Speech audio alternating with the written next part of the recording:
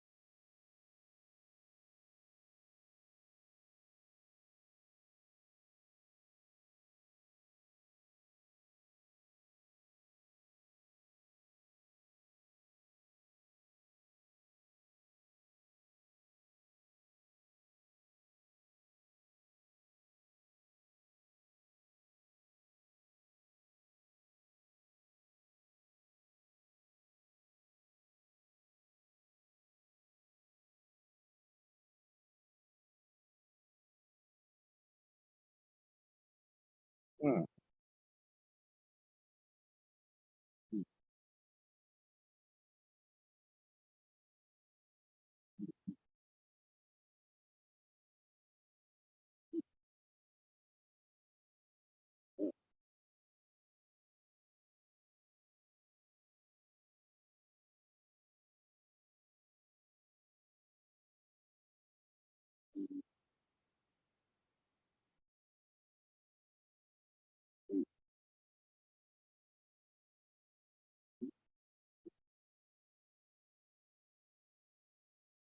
Mm.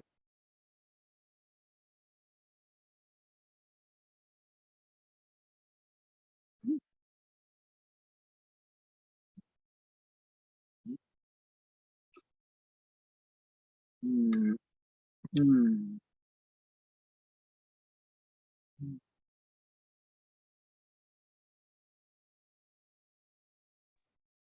Good morning, Hyro. It's the dawning of the age of Aquarius. It's dawn. Sorry No, I'm late. I overslept. you overslept. You're late. Better late than never. You've been by yourself talking. What was your what what was the topic for the last 20 minutes? Mhm. I was uh, connecting this device to my phone. Mm, Uh, what is that device? It's a black box, and in Oh, that black box, I have a hard drive that stores thousands of files and folders of videos and pictures. an external hard drive. An external hard drive, Awesome. and I plugged it from with a USB cable to the phone. Why are you doing that? You're gonna download your data from your phone? Correcto mundo. How's your mama doing? I am such a bad son. I What do do you not mean? know. Oh, Maybe I'll visit her today. okay. I haven't seen her in 2 weeks. Well, that means no news is good news, right? Yes. Ignorance is, ignorance is bliss. Yes, it is. I can tell you for real. I know it. Ignorance is really bliss. So how have you been? I missed you guys. I moved and I've been Wow, settling in. you moved. Like I Yeah, moved too. I moved just like that. How'd you know? Ah, and and yeah. I have a laptop hanging in the air right here. Oh, it's beginning to really look like a lawnmower man hut. It's hanging in the air, I see your suspension gadget. and it's connected via an HDMI cable to a hanging in the air TV. And I then love it. and then it's got a screensaver with a message floating in the air. I It, see it. it says, "Wake up and think clearly!" Exclamation point. Wait, let me see if I'm thinking clearly or not. I don't think so. I still got to work on that part, but I'm waking up. I love it.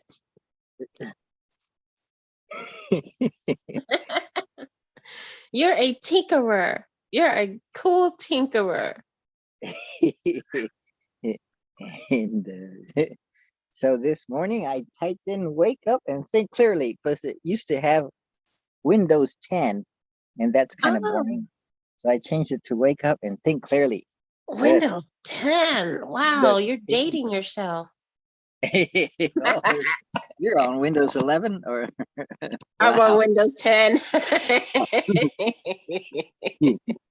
Huh? And then, uh, uh, and then, And then so it's just that's been what I've done today so far. I woke up and thought clearly, and I said, maybe I'll change that from Windows 10 to wake up and think clearly. And yeah. then I found this little box with a cable. Mm, this cable. Oh, Ah, it's a USB A to USB C. So I yeah. adapted it Adapter. so that I could connect my files. I can select files to move to this external drive. Yes. But I'm having difficulty. There's some technical difficulties. It gets disconnected all the time. Maybe Houston, we have a problem. it's It could be the port. You think it's the port? The port is defective. oh no, it says connected device not supported, but I had it for a second. Connecting USB device. Good. Maybe I have to hold it with my hand. Then I mount You and have to be the conductor. go to manage files. Oh, oh. And then I go over here and I browse around for the files I want to move. There, I want to, let's see if I can select all. Yes, I selected all. And then I go move to, and I go, let's see if I can get to it, to the external. It's over here. And I go here and, oh, oh gosh, it disconnected. Ah, So why aren't you connecting the external hard drive to your laptop and then connect your phone to your laptop and then you can download directly that way? You can download from your phone to your laptop, well, to your external hard drive through your laptop because it will show up as a drive on your hard drive, on your external. I mean, your external hard drive will show up as a drive letter on your laptop and you can download straight there from your phone. hmm. All That's three what at the I same do. time? Or, Yeah. Yes, or, you can. That's what I do because I have external hard drive as well. oh, And it shows up as a drive letter on my computer. And when oh, I connect my phone with a USB cable, my phone shows up as a drive letter as well oh, on my computer. And then it asks me, do I want to download or move files? And then I move it straight to my external hard drive from my phone. oh, let's see. Oh, yes. Maybe I can do that. Hold on, folks. Well, Yeah. I disconnect and let's see, I connect this to here and then, oh, wait a minute. Yeah, this to the phone, to the laptop, and Yes. then this one to the laptop. So I'll have Yes. all three connected. Yes. Yes. Do it. Do it. Let's see. We'll go in there. Yes. Wake up and think clearly. And this See, I guy, woke up and I was thinking clearly for 2 minutes. You influenced me.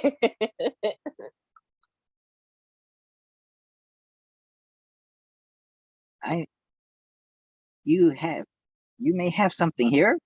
Maybe Yeah. it'll be more stable.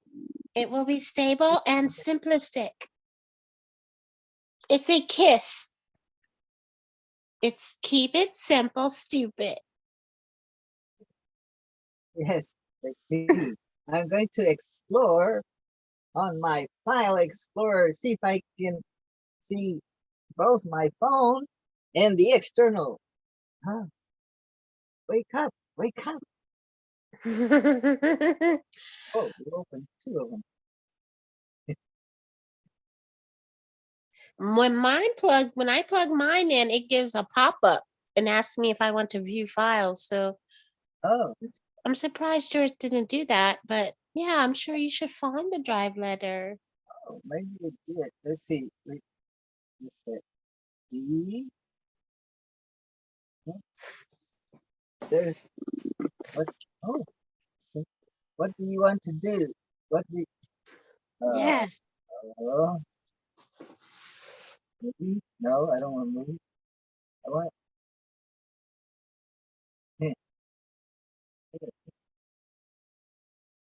look, look, photos,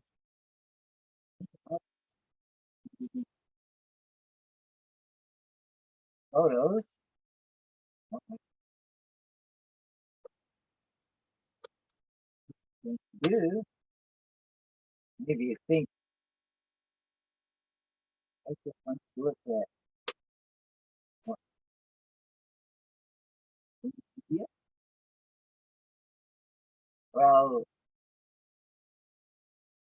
hmm, file center. Maybe, uh, maybe it's still under media.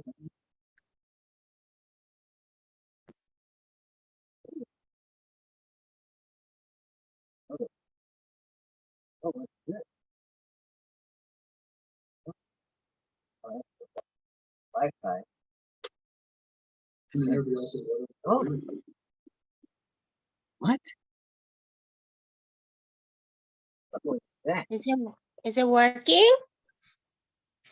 I heard some voices.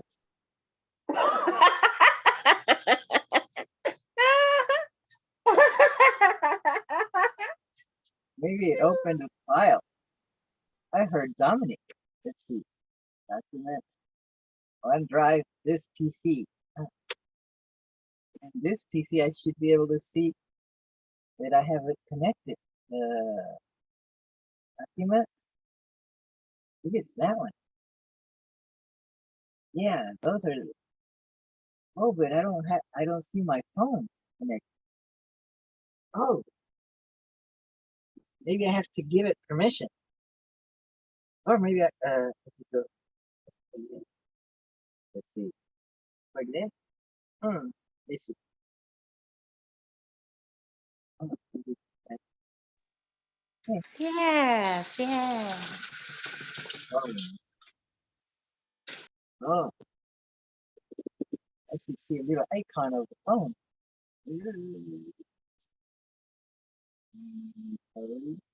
I see the external, but I don't see the phone. Hmm, maybe I should close permission for the connected device is not granted. Maybe close everything. Yeah, because maybe maybe I did it. I touch it and touch it again. Abracadabra.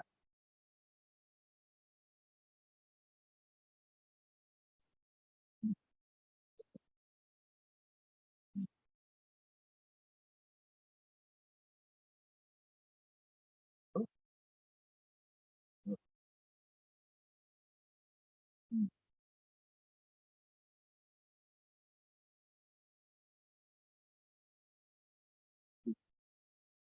there.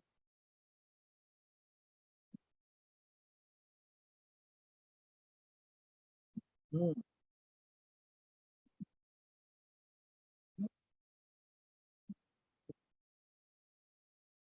oh, hmm, I'll figure it out another day. So it's interesting. Hmm, How's it going? yep, I've done it before.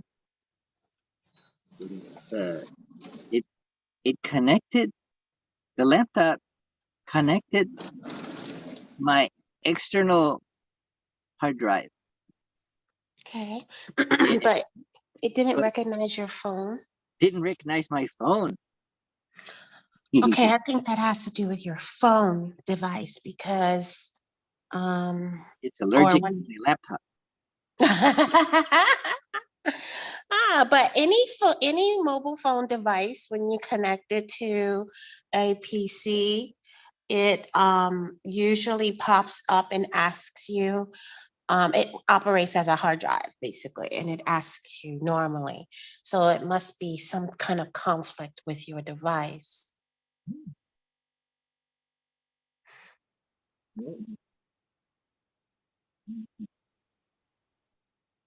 Oh.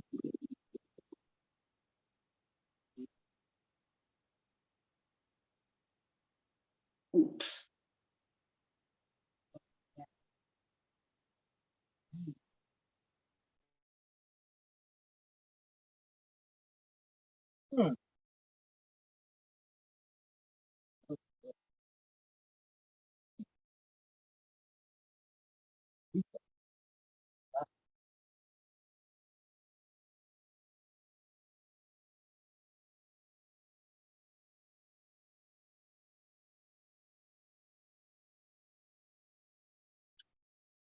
Oh, maybe plug it in this side. Hmm.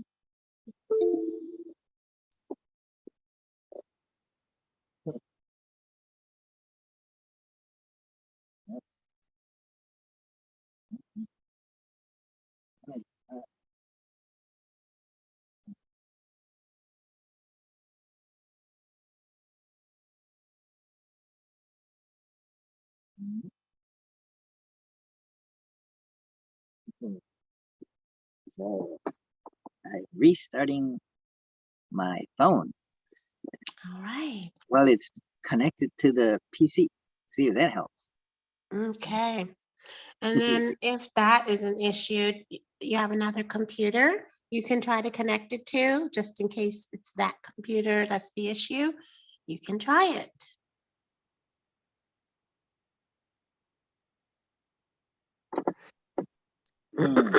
There's also a program. Let me see what it's called. I have it on my phone.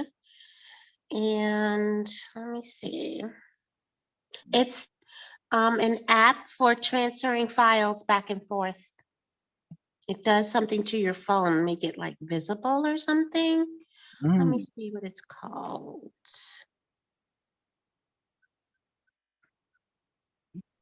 Oh.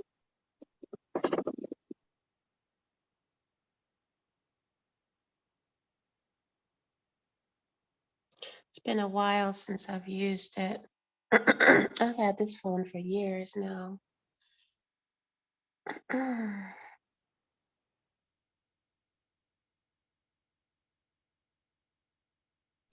Oh, it's called SMS Backup and Restore, but that, I don't know if that's going to help you with your computer, but it's an Android app. Are you on an Android? Yes. It's called SMS Backup and Restore.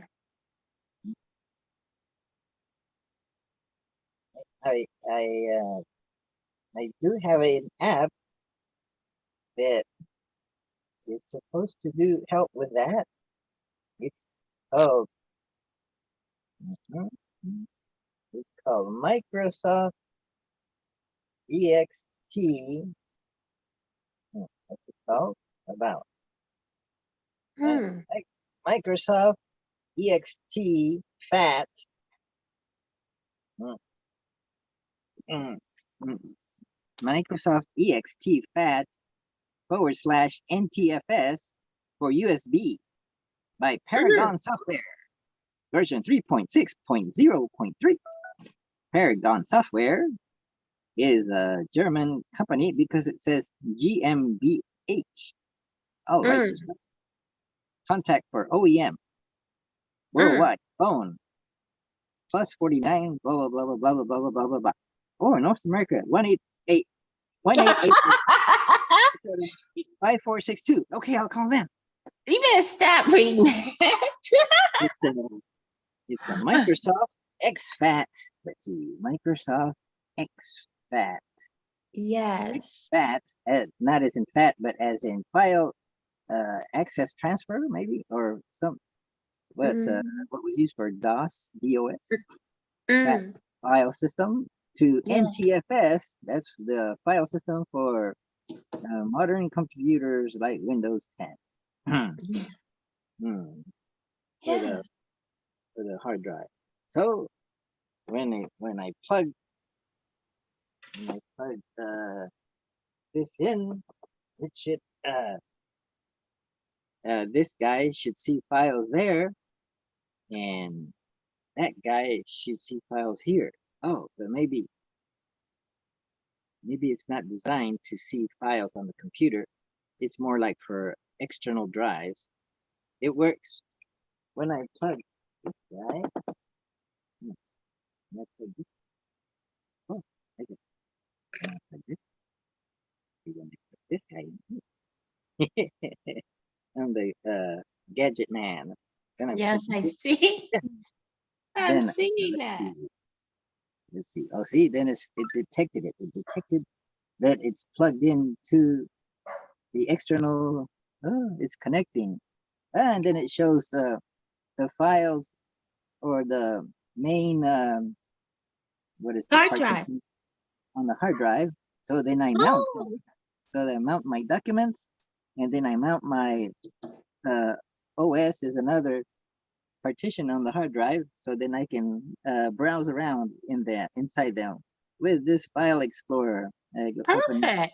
manage files, so I can go in there and open files on the hard. Ooh, it disconnected. Okay, here's documents. Oh, documents. Oh, it's empty. It got all erased. Ah.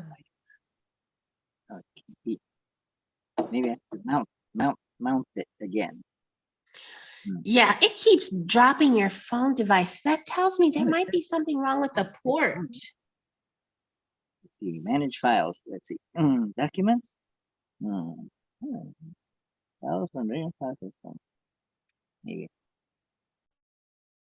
Let's see, it says no items. So maybe, yeah, it's connected. Maybe I have to go through. Oh, it's connecting USB to the device. It says things, and then, oh, there, it says mount. Okay, I'll mount this guy and this guy. And then I can go in here and open files. Let's see. Ooh. Oh, I got disconnected. It goes beep, beep. So maybe it's something with the cable. Oh, mount and mount. Now go explore. Manage files. Hmm. Ooh. Hmm.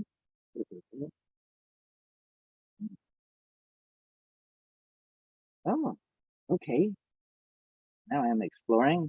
Now it's working because I can go uh, to assorted files. Now, so now I go to my the files I can explore on my phone, and I want to select all these videos and move them to the hard drive, to the external one. So I move to, and then I explored where I want to move them to.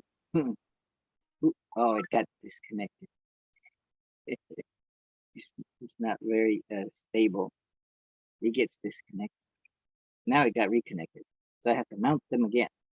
Then I go Seems like explore. you would have a port issue. Okay, I'll try one file at a time. Move to, and then I go to, let's see, download. Let's see. Oh, move to Paragon file system. Then I go to here, and then there, and then I hit move. moving one item. Oh, connecting. It got disconnected and it's trying to reconnect. Hmm. Maybe this cable's not good. Maybe this cable's too long. I don't know. For some reason, I think it's the port on your phone. Something's wrong with your port. It's not stable. But I don't know. Because sometimes when I'm charging it, I have to wiggle it to get it to start charging. Yes, that's your port. That's the issue, is your port. So how do you fix that? If you take it into a repair shop, can they repair the port? Maybe there's dust inside. You go Could be back dust. Oh, Dust in the wind. oh, oh. Now I go move to, and then I go here, and go here, and go here, and oh, need to go back. Down. Connecting.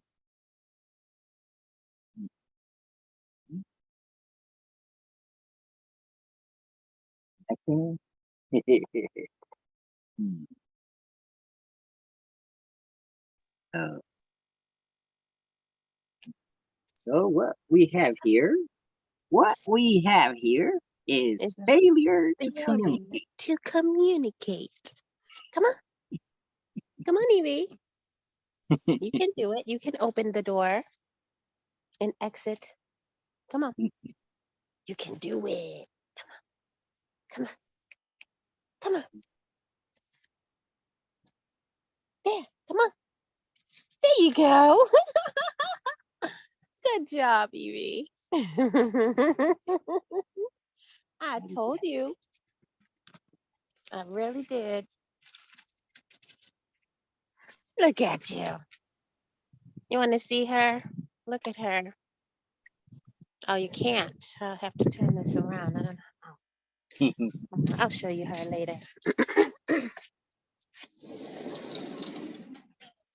Oh, well, so besides all of that, how has your week been? Last week. Let's see. Oh, another week. Well, anything outstanding this week? Mm. Let's see.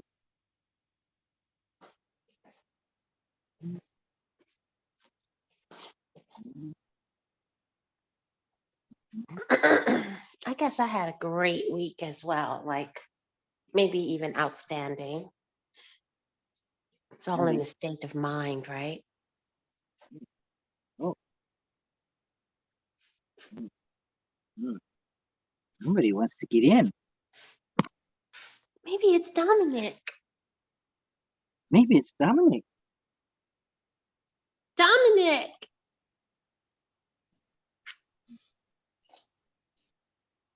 Hi, guys. Good morning. Good morning, Don. Dominic. You fixed your computer problem yet? I was assisting him. I'm going to send him an invoice. Done. Technical support. Ah, It's a failure to communicate, and it could be the cable, it could be the port. It's probably on the his port. on his phone. I with me. think it's the port on your phone. I gotta get my wriggle. You know, you probably have an old phone. How old is that phone? Wriggle it. So when I came in this morning, Dom, I was a little late, but he had connected his phone to an external hard drive, but the phone was not maintaining connectivity to the hard drive so he can transfer files. So I said, why not connect the hard drive to your laptop and then connect your phone to the laptop as well, and it will show up as two drives and you can transfer files back and forth. But the phone cannot maintain connectivity on the laptop either. And so I believe it's a phone port issue. Wow. She has a technical, logical, philosophical mind. She is able to wake up and think clearly about the issue, solve problems. Yes. Let's hire her to wake up and think clearly, disincorporated. So how have you been, Dom? Oh, okay, Don. I've missed you guys. Have you guys come up with any interesting things you were talking about? What you want to talk about today?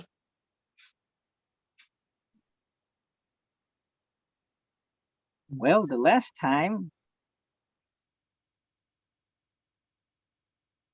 a topic that occurred to me when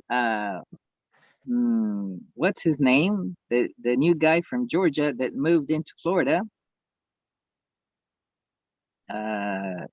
What the topic was, what is important? What's important?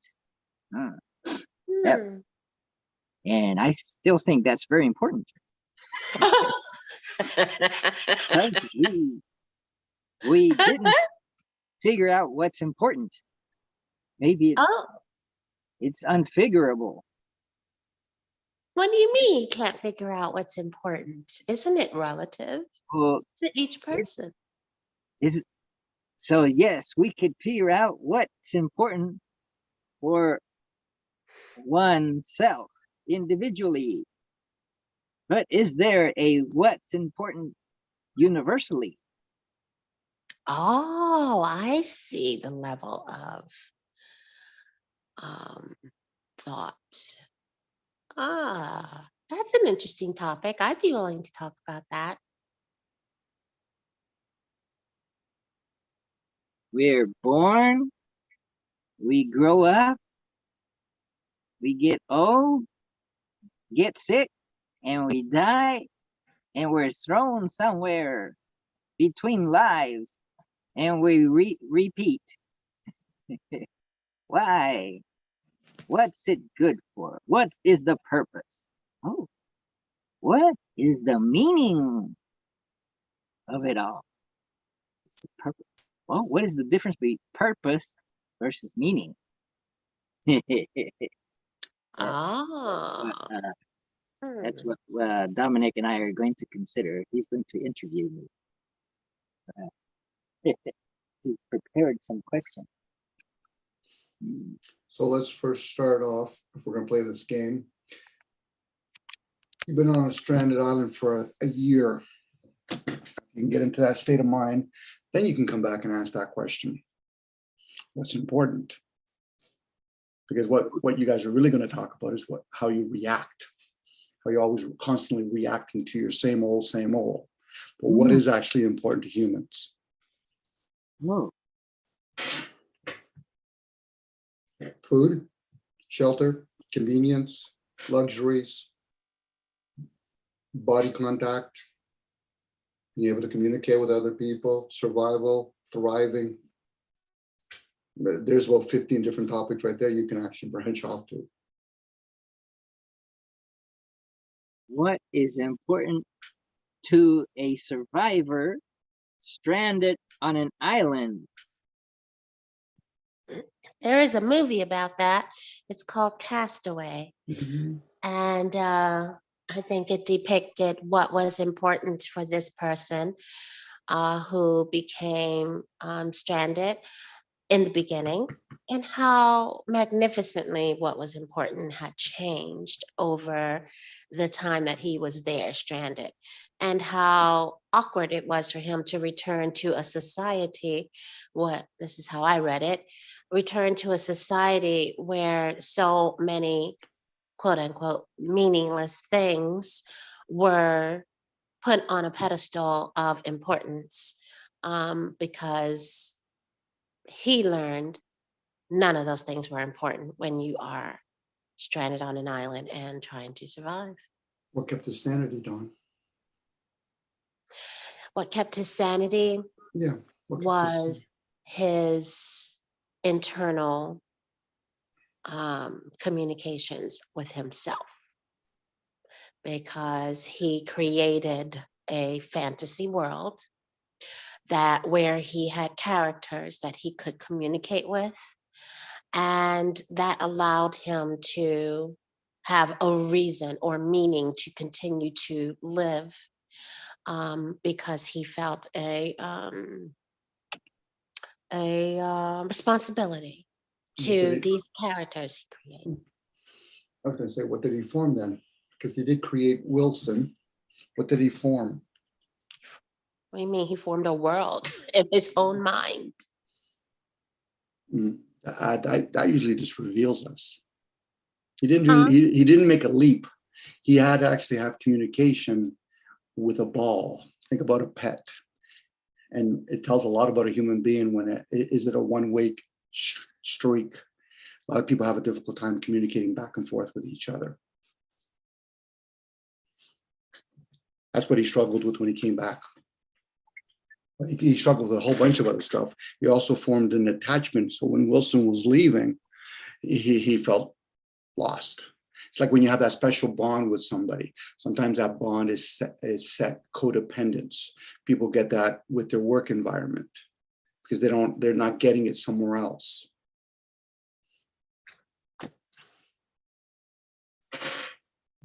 That's what I'm saying. You'd almost have to be on a stranded island for a year or abstain yourself from certain things, almost be like a hermit before you can really, really entertain that ideal. Outside of that, we're just making a whole bunch of layers of excuses and justifications. Yeah. And then you say a word that a lot of people use. It's a defense mechanism. It's relative. From whose perspective? And once again, it'll validate from the one perspective. Because they can't see beyond the me. It takes a lot of investigation first and foremost for most people, even if they tap into getting to know what the me really is. Is the me all the personas? No, it's not. Those are just parts that we play. It's the illusion. Well, I feel like even then, and I'm not disagreeing with you, actually, I'm just seeing it as a different perspective. When you were saying how when the character returned to society, he had difficulty communicating with people. The reasons that he had difficulty communicating with people could be various depending on the person that goes through such what we would call trauma. That's a very traumatic event. However, I do believe that it caused an awakening of sorts to his true self. And like you said, what was really important to a human being universally, without the relativity to the lower self or the physical self.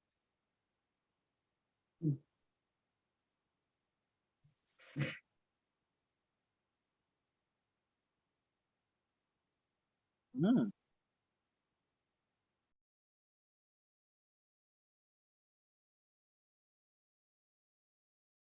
Interesting. I had a conversation with a gentleman the other day there. And eventually I had also just long enough to say, you're trying to argue with me. And then, and that's exactly what he was doing. I was giving him theory and he wanted to argue with me. I said, okay, fine. I said, but then he asked me, what was important to me about being, like he was asking me a question about being heard. I said, that's not important to me, being heard. One thing I could do is hope that other people will listen to themselves. Another gentleman had an interest because he didn't really grasp it because he was still trying to argue with me. And I'm like, who's the me that you're arguing with? And then of course I try to break it in a different way, typical me. I try to give different analogies to say what most of us lack is that closeness with each other. And people think arguing, which is another form of closeness, but that's just about themselves. We live a very superficial life, Don.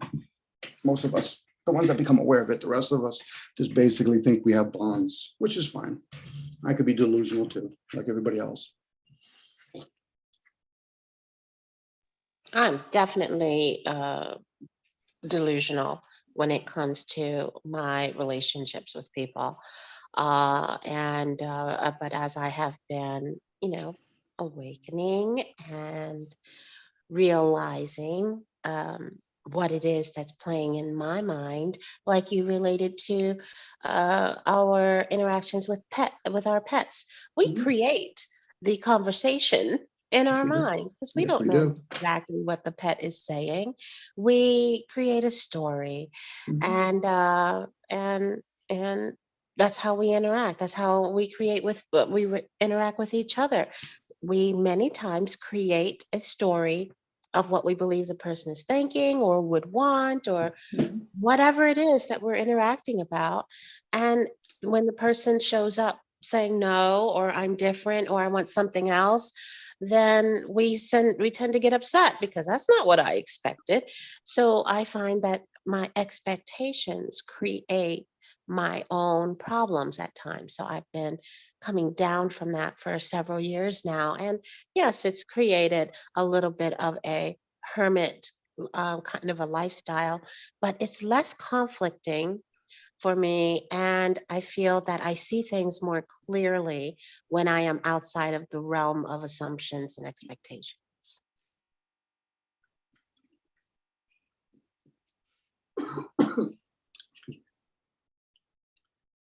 No, because eventually for a lot of us, we just kind of, it's like when somebody, especially a lot, well, I'll just lean more towards men because I've heard them enough.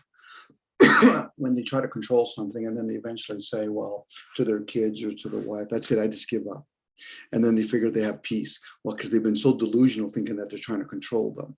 Giving up is finally a crack in the fact that you're trying to change people, or you hear people say, I don't understand you. I said, that was never your role. You know, sometimes it's supposed to be a natural flow. It's like you say, Donna, and I can relate to that, where we're communicating with the animal, we're projecting, but once we keep quiet enough, then we realize the animals are truly communicating with us.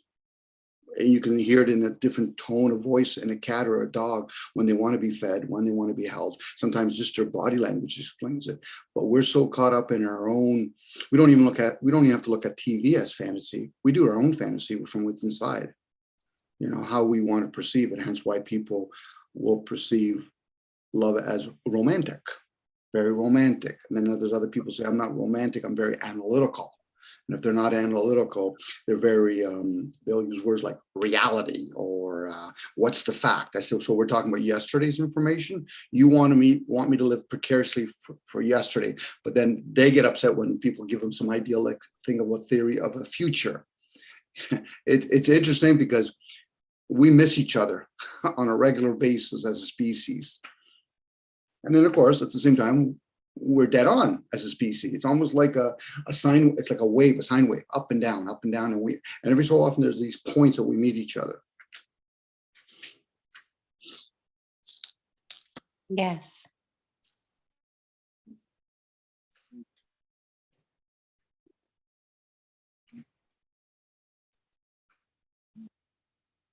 And then we do escapism. We do sports, romantic stuff, our jobs. And then dare not ever sit far enough back and say, is this it? Am I supposed to be working whatever job it may be? And then we quickly overlap it by saying, well, I need the money. I need the job. I got to support my family. But never say, this is why I say you almost have to be on a stranded island. I say it has to be kind of hefty because for most people, maybe the first couple of months, they're still delusional. Oh, I'm going to look for a boat. Maybe I'll do some flares. They never get into that state of silence, peace, long enough to realize it's not always going to be pleasurable. It'll be like, Tom, you're full of fucking shit. That's the silence that some people will hear. They don't want to do that. They don't want to get to that state because then they hear all that other noise. Got to work, got to make sure I do this, got to make sure I raise my kids, got to make sure I buy that latest thing. I got to make sure my vacation is, I got more stuff to do. And then people will read things about other people talking about this. Oh yeah, I read Socrates, this is what he said, he philosophized. I said, but have you ever shut up long enough to hear your own noise? Well, I read it in a book. I heard a speech. I heard Anthony Robinson talk about motivating people. Really? So how does that apply to you? Well, you follow bouncing ball, you imitate them. Now, this is the struggle now, because once you start getting deep enough into that, if that's even deep, I call it a shallow end approach, then people start touching into their enchantment. And most people do not want to be disenchanted. Because even if they do get disenchanted by accident, they have a heart attack, they lose a loved one, they're trying so hard to get back into the enchantment world. Got to keep busy. I know I lost my parents, got to keep busy. That's what they want me to do. Really? Are you sure? Did you have that open communication when they were alive? Probably not. It's implied. No, that's always constantly us projecting. But most people will get into an intellectual conversation about this topic. They're not put their own compassion to it. Then they're going to have to be somewhat wise and have discernment. Well, Dom, you're just full of shit. I said, no, leave that role up to me. I'll call myself out on my own crap. Anyway, I went on, guys. No, it's good for me to hear that and think about how is it that thinking about this disenchants me, and then when I am disenchanted, how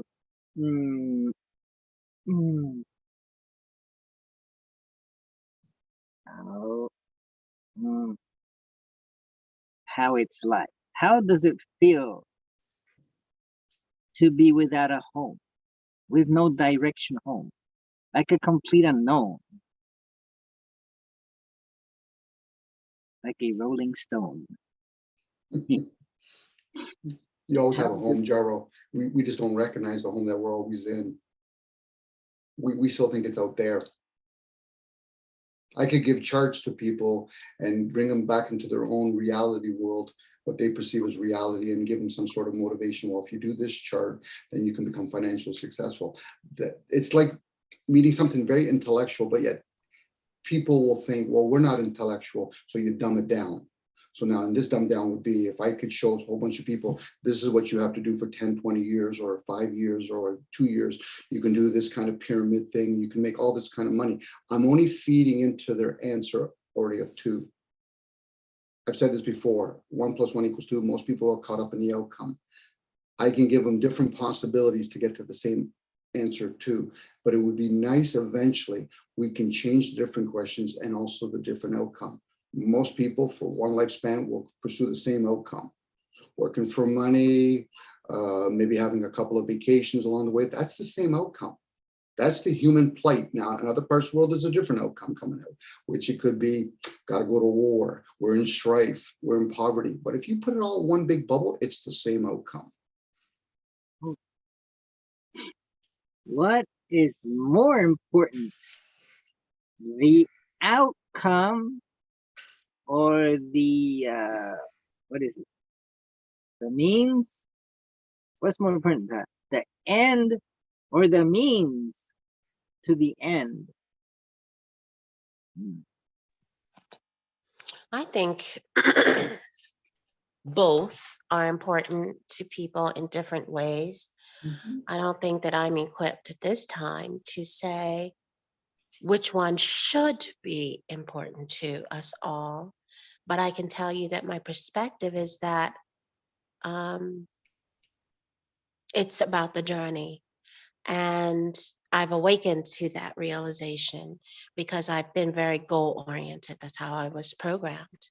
So I've spent many years about reaching this goal and, you know, this dream that I was told about. And you've got to, it's a lot of work, but if you can do it, then you can get there. I was never told about the mind and how your, you know, what your mind needs and you know what your soul needs and the effects of the long-term goal-driven lifestyle. And what I found is that life is for living. And so along the journey, there's so many things that can be learned and experienced. And I think that's what we're here to do, is to experience this place, this life. But many of us are not experiencing life. We are walking in a fantasy world of our minds. So we're not really experiencing what's happening here on this earth. We're just playing out roles we created. So it's, you know, interesting you say about the program, because, sorry, Jaro, the whole idea is when that program is handed over to a person that's underdeveloped and they've actually achieved it, we call them psychopaths and sociopaths, because they are very end goal driven. It's just that they're without emotions. It'll be like giving Siri's emotion, but not allowing it to use it and suppressing it. With all that information, it would even be more wicked. This is the whole fun part, is they're trying to remove feelings, but what they're really missing is they're not developed. You know, life is to be experienced. I'm with you on that, Don. Now it's up to what person thinks one is experiencing. If experience is this material, it will always perish. If it's in the mind, that's another one, because we experience a lot with our feelings and with thoughts than we do on the material level, unless a person has the means to travel and see all different kinds of material. You know, seeing a swamp or seeing a jungle. Most of us, we get driven away from the whole and we get driven to small little cities. And then we have that constant noise, the cars. That's, you know, doing the same thing over and over, going hoping for a different result or different pleasantries, a form of insanity. You know, you just have to, if you can envision somebody living in a high rise, let's say the 18th floor of a high rise, and then you could literally look at the energy going down an elevator, going into the basement of the parking lot, getting their car, driving across town, going into another basement of an office, and then going up 18 stories. That's the gist of their existence. It's like a U. And then every so often they'll have a moment of, I'm going to spend some time with some friends at a restaurant. So they still have to bring the same common staple of eating, and then miss out the ideal. But I want to have an intimate conversation. Well, not in that noisy restaurant, you're going to not have that. And then they go to a sporting event or they go to an opera, and then they're around people, but they're not really having that intimate conversation. Anyway, that's just me again. Maybe I overanalyze things, or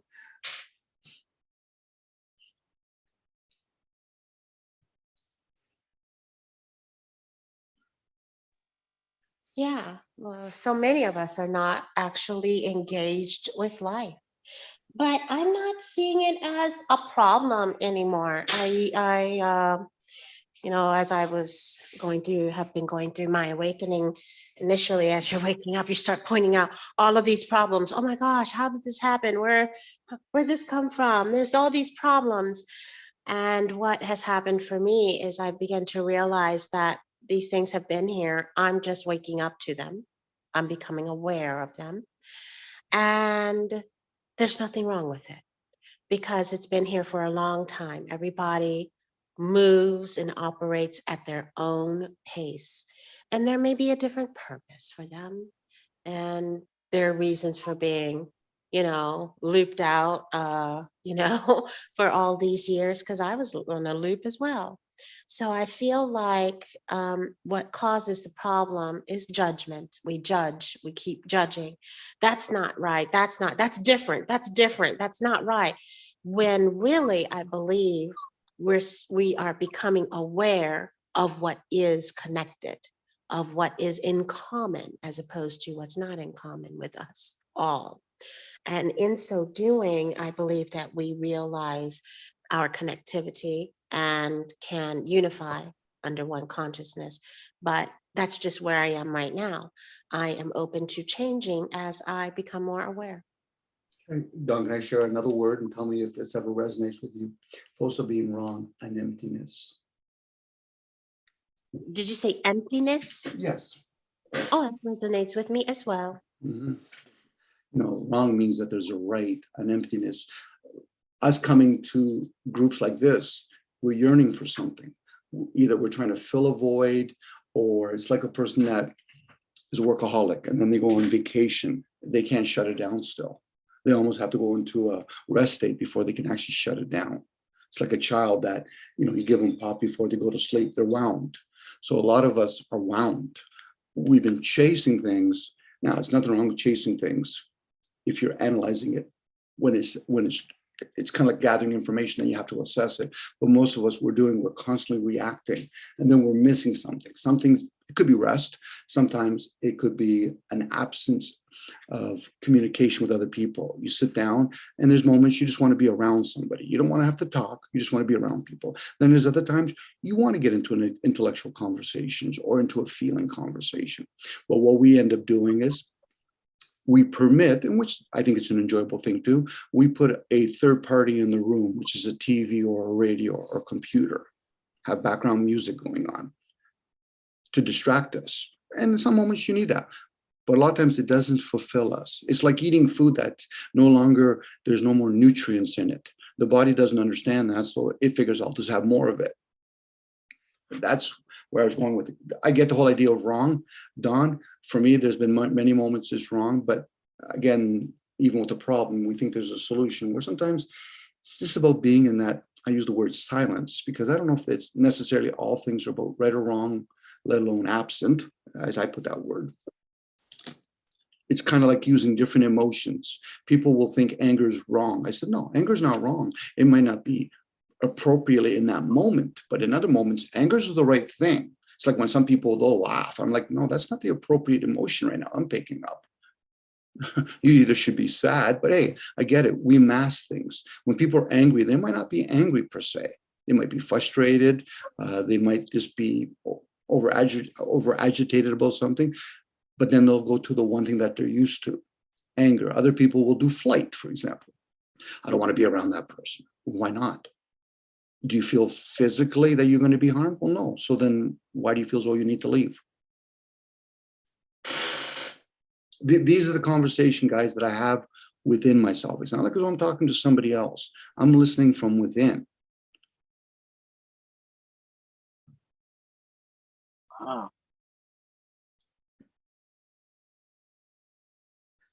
Does it make you go crazy?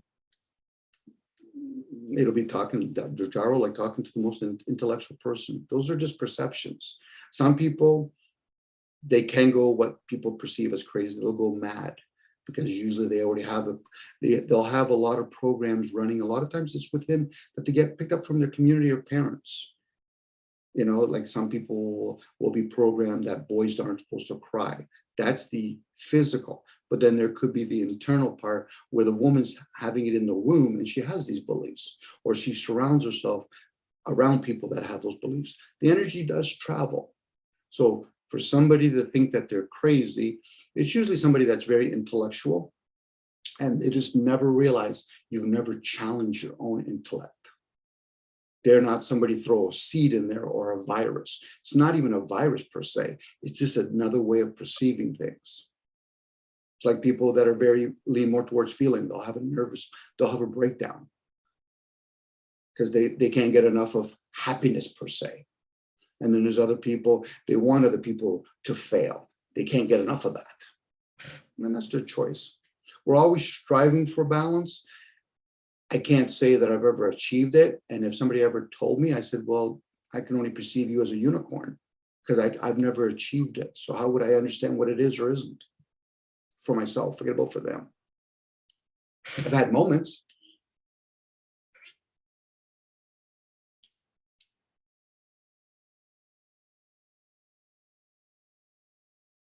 People like to pursue things, Jaro, like, oh, if I, do Jesus or Muhammad or Buddha, how would you know how they would talk? Personally, I think the information that's written on them could have been dumbed down. It's like Freud. If it truly was a very in awareness, an intellectual or a very wise pursuit, and most of us have been dumbed down, therefore they would have to dumb it down to our level of awareness. Even the technology we have, it has to slowly be integrated in our system where we're playing with wireless device. But if they told you this was around 40 years, people would say, why didn't you give us 40 years ago? Because you weren't ready for it. Well, that's wrong. Based on what? It's like trying to tell a 2-year-old baby, I'm going to teach you thousands of language. You can put the child in the presence of thousands of language, but don't expect it to speak 1,000 languages. But once it starts learning, it's going to realize, how did I get all this information?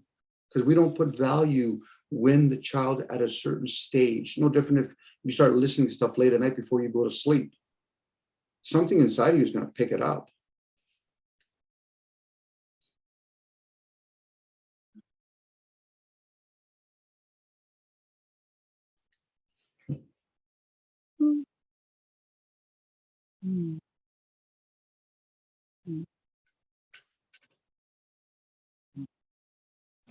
I'm still here listening. I'm just wiping my dog. Sweet. Well done, Don. He's listening too, or she's listening too.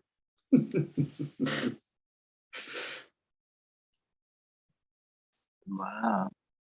I was listening to an interesting conversation in it.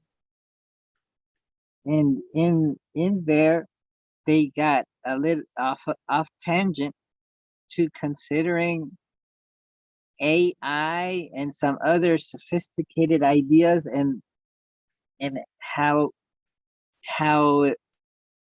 fast the technology is progressing and more people are incentivized to try things, and so it's exploding. And so there's some people that are going for let's see what we can build that could beat the human at this particular facet of human activity, maybe of intelligence. Well, we know, for example, that the computer, even your phone, can beat a computer in adding numbers, multiplying them, or doing something even more complex with numbers. Just entering numbers, and then you could process lots of those numbers and produce data given the algorithm much faster than any human. So it's the human mind when it's told to learn how to add and multiply, subtract, and all that. It has its way of doing it, but it's prone to errors, and you have to keep track of numbers, or you write them down and then do these things. So it's a tedious and prone to error and very slow. So the computers got humans beat in that area, but there's some things that humans are kind of unbeatable. Just seems like the human body and brain and mind is very flexible, but sometimes emotion gets in the way. But to do certain tasks that are very complicated, a computer is not able to keep up, or it can do things very fast, but when it's done, see, you give it the input and you get the output, but you have to kind of know what algorithm is being used, but then that's about all it can do. Maybe you could create a computer that's kind of more flexible and is able to change directions and be a little bit more independent. But then eventually, could you give it something like being aware that it's doing it, like consciousness, like artificial consciousness and things like that? Well, Gerald, most humans aren't conscious. I'll give you an example.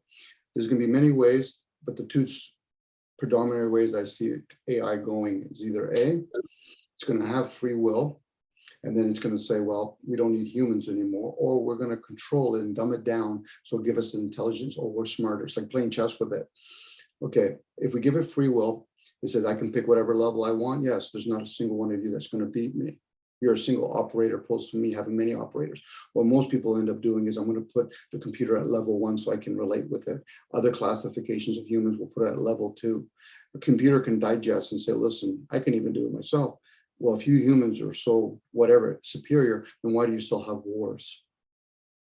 You see, we're talking from a program, talking to another program. The only difference is a lot of people have inputted into that computer. How many have inputted into you, Gyro, or me? It's like reading a book. There's lots of people that put an input into that book. The one person is the operator.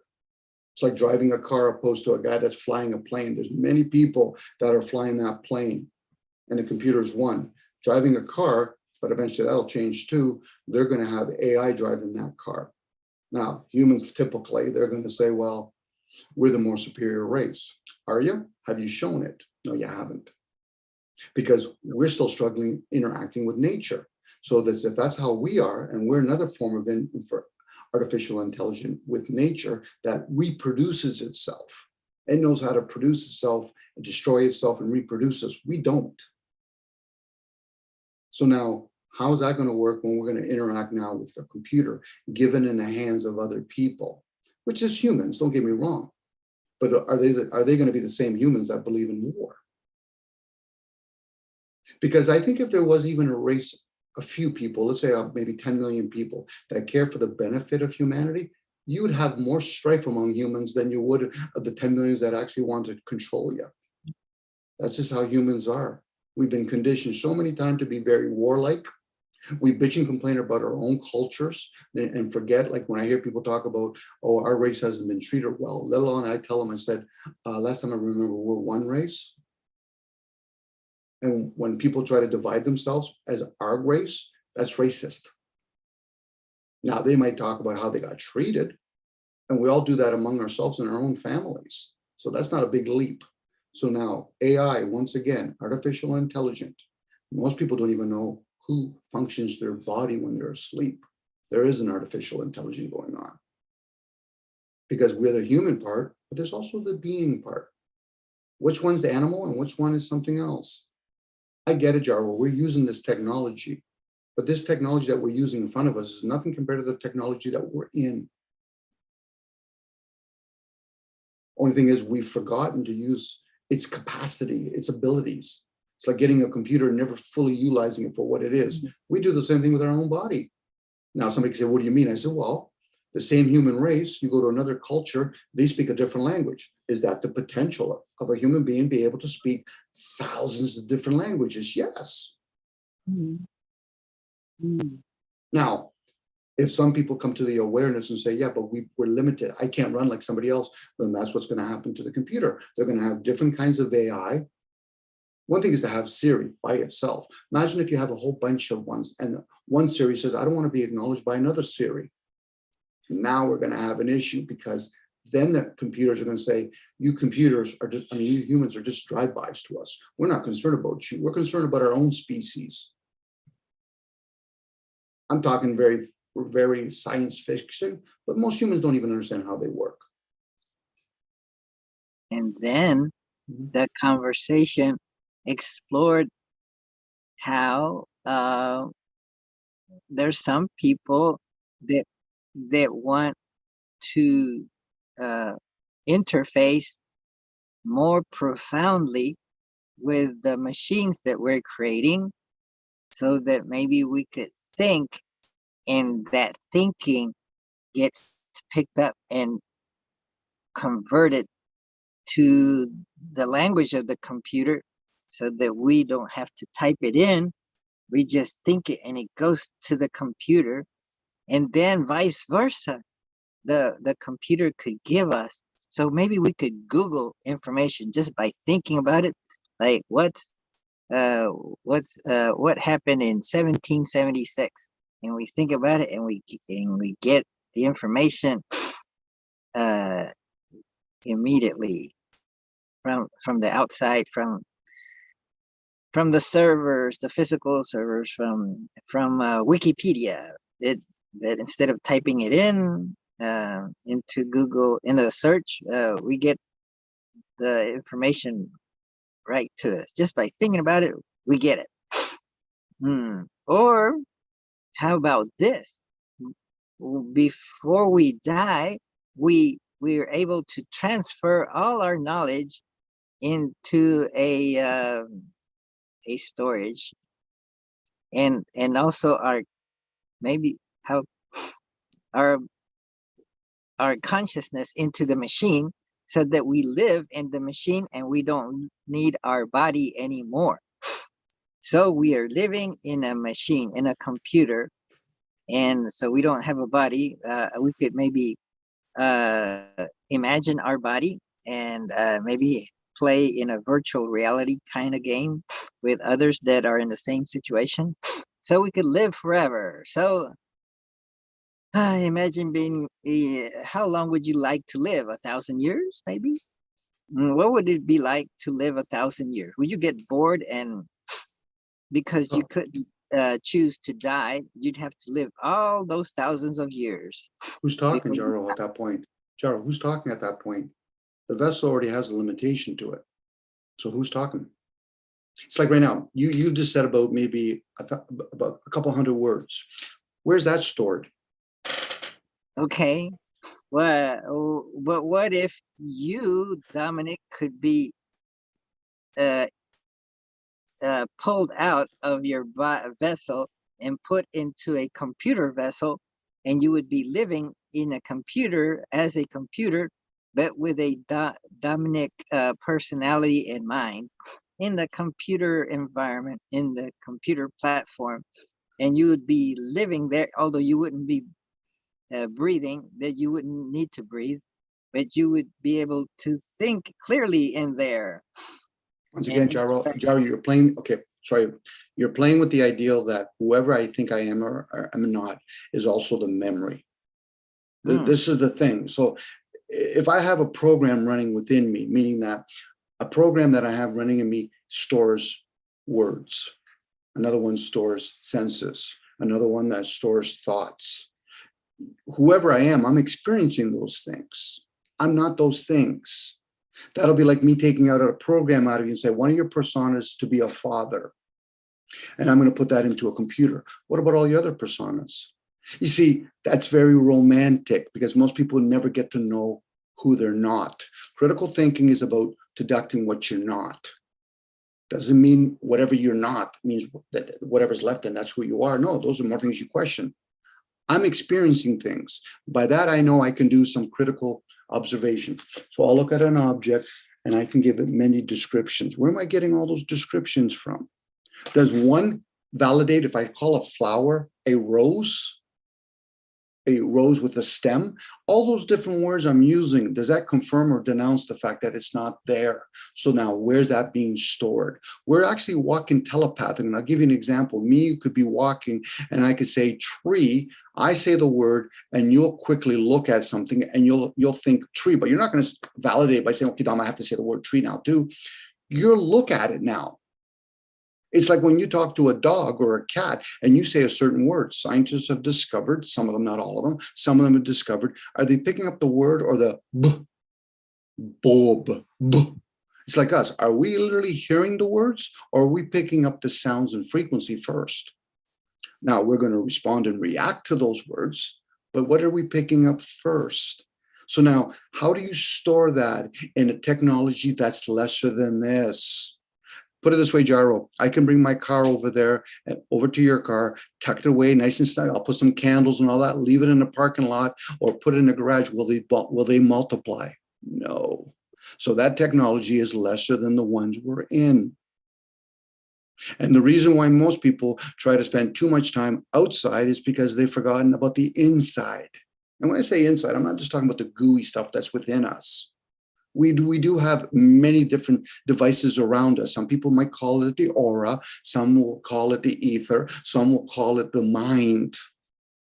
But then there's the body. This is why when a lot of scientists, well, we don't see nothing inside the body. I said, those are receivers. Where's the energy coming from? hence emotion. The body just responds and reacts to it. You'll see it in the physical, but where's it coming from? I'm posing a question, not because I have an answer to it, and I'm just using words. And in this case, the English language. Why don't I speak it in Sanskrit, Hebrew, or Greek? Because we have limitations, and the ones that can speak in many different languages, that they probably have a different program running. It'll be like talking to Siri, and then some other computer in the future says, I can't believe those humans were using Siri. That's such a child. But meanwhile, Siri is probably more superior than most people are right now. It won't be a matter of, I'm going to talk to my computer. The computer's going to say, listen, Gyro, I'm already thinking before you even think. It's a waste of energy the way you're talking. Why? Because I already know. What happened if it can pick up energy? Gyro, you're going to lose this chess game. What do you mean? We know exactly what you ate. We know exactly what you're thinking. Huh, okay. So then it's not a fair competition anymore. Wow. And So I'm using my imagination, Gyro. I'll be honest. I'm just using my imagination. This is where people get caught up. Well, then you have to prove it. I said, so we have to manifest it tomorrow. I mean, come back tomorrow and then say, okay, well, today was today. That's why we have the word act in the word fact. Anyway, so Gyro, sorry for cutting you off. yes, no, that's good. That you're imagining. So what the conversation was I was listening to it, but I got the impression that they were assuming that that one could be completely moved into machine life, and then that way you assume that you could maybe generate through artificial imagination whatever you want. So in that machine, you could desire something and it would appear because you're connected to the internet of knowledge, and then you're living there, but not with a this vessel, but with the artificial vessel. And so then maybe there's inferior things in it that they haven't thought about, but you're somehow there, and you imagine that you're there, and you have access to the knowledge that you had before, and then you're living there, creating new knowledge, new experiences. And so would one get bored because you can think about it, and it becomes realized, sort of like it gets materialized, but it's in a virtual reality kind of material. So it's not real, but it's all imagined. So what would that be like? Joe, if I can share something, Joe. The biggest issue for most companies, it doesn't matter what industry you're in, is the turnover rate and the retraining process. So now human beings have to always be retrained, and there's a big turnover rate, meaning that we only live a certain amount of time in these vessels. If whoever's running the show understands that they come back over and over again, and they're doing it consciously, this is why they talk about the concept of Dalai Lama. They're aware that you can remember where you come back. The rest of the people are just fillers, and that's most of us. But if they can actually reproduce something that they don't have to retrain, like they do every 10 generation, I mean, every 10 or 20 or 30 years, they have to retrain the next generation. Now people think that they're plotting. No, it's the whole retraining process. You got to retrain a whole generation to do the same simple task. It doesn't matter what it is, a doctor, lawyer, an accountant, electrician. Those are simple tasks when you look at a bigger scope. So now, but there's a big turnover rate because most of us die 60, 70, 80 years. The reason why they want us to die sooner than later is because we as humans, we just consume a whole bunch of stuff. It's like we are building the technology to be replaced by it because it has a chance to live longer. For us, we sit here, It'd be different if we worked together. Maybe there's some sort of pleasantry on that, but then we might have to reveal that maybe there's other beings that run us. It'll be like asking a whole bunch of animals that want to live in a community, and we no longer want people to treat us as cattle or food. So that would be a struggle now. So now that is the biggest issues that we have in all industries. Even if you're a scientist, you have an expiry date on that vessel. But we have to train you to learn your craft at a certain one. Then we got to find a certain one. That's why they do certain things in universities. We'll give you $1 million if you can answer this question. So they can pluck you out of there. And that's why when they do police academies, they want to find out who's going to be the next one they're going to pluck out for the CIA, KGB. If you're really good with video games, they'll pluck you out and then you'll be the next one, but you still have an expiry date. You can only live for so long, even though it might take them 20, 30 years to train you, get to that certain point. So when you hear them talking about, we want to have this artificial intelligence, they're not talking about you. They want to replace us, and they will. And when I say us, I'm talking about whoever we truly are, because we come back into the form. We don't come back into technology. If that was the case, then we have to entertain the idea, do I come back as a tree? Maybe, but at least that's a live organism. A computer isn't. A car isn't. Just because it rolls on a wheel doesn't mean it's alive. Hence the concept of the will being free. Dare not have a contained will or a suppressed will. So now as we're talking about AI, we're perpetually talking about our replacement. That's like talking, you're a slave and you keep on rewarding your master. Oh my goodness, those masters. Oh my God, one day we'll become a master. No, you're perpetuating it. It's like when people say, well, Dom, I want to be a master. I said, you're perpetuating it. Be a being, not a master. Master of what? Master is really close to specializing in one area. Our forefathers never were a master at anything. They were good at a lot of things. And the ones that did master, they end up playing games like, I'll be a politician, I'll be a king, I'll be a priest. And how's that going well for us? Because all those industries are fucked up. And when I say fucked up, I'm talking about how does that aid the plight of humanity, not just an individual.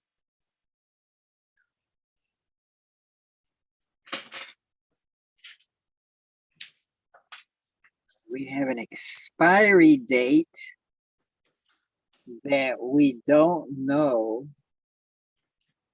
Well, we can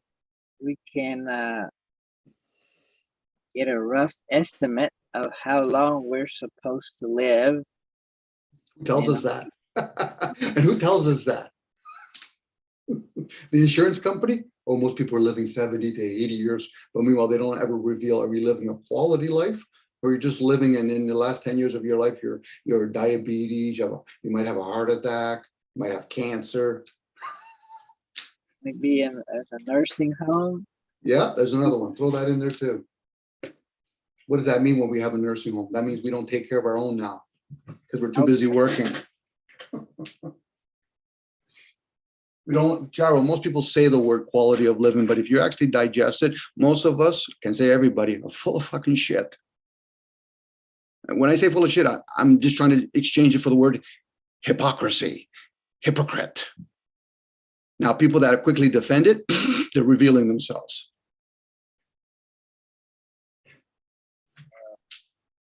What should be important in our lives? Well, honesty would help, Gerald. If you're honest with yourself and you find out that, but I really like to earn money and all that, I said, well, at least be honest about that. Put that consciously, not subconsciously, bring that up. I'm not here to disagree with somebody that wants to be a murderer. Up to you. But if you're going to be honest, okay, somebody turns around and says, but I want to live. Okay, well, get out of my way. That's fine.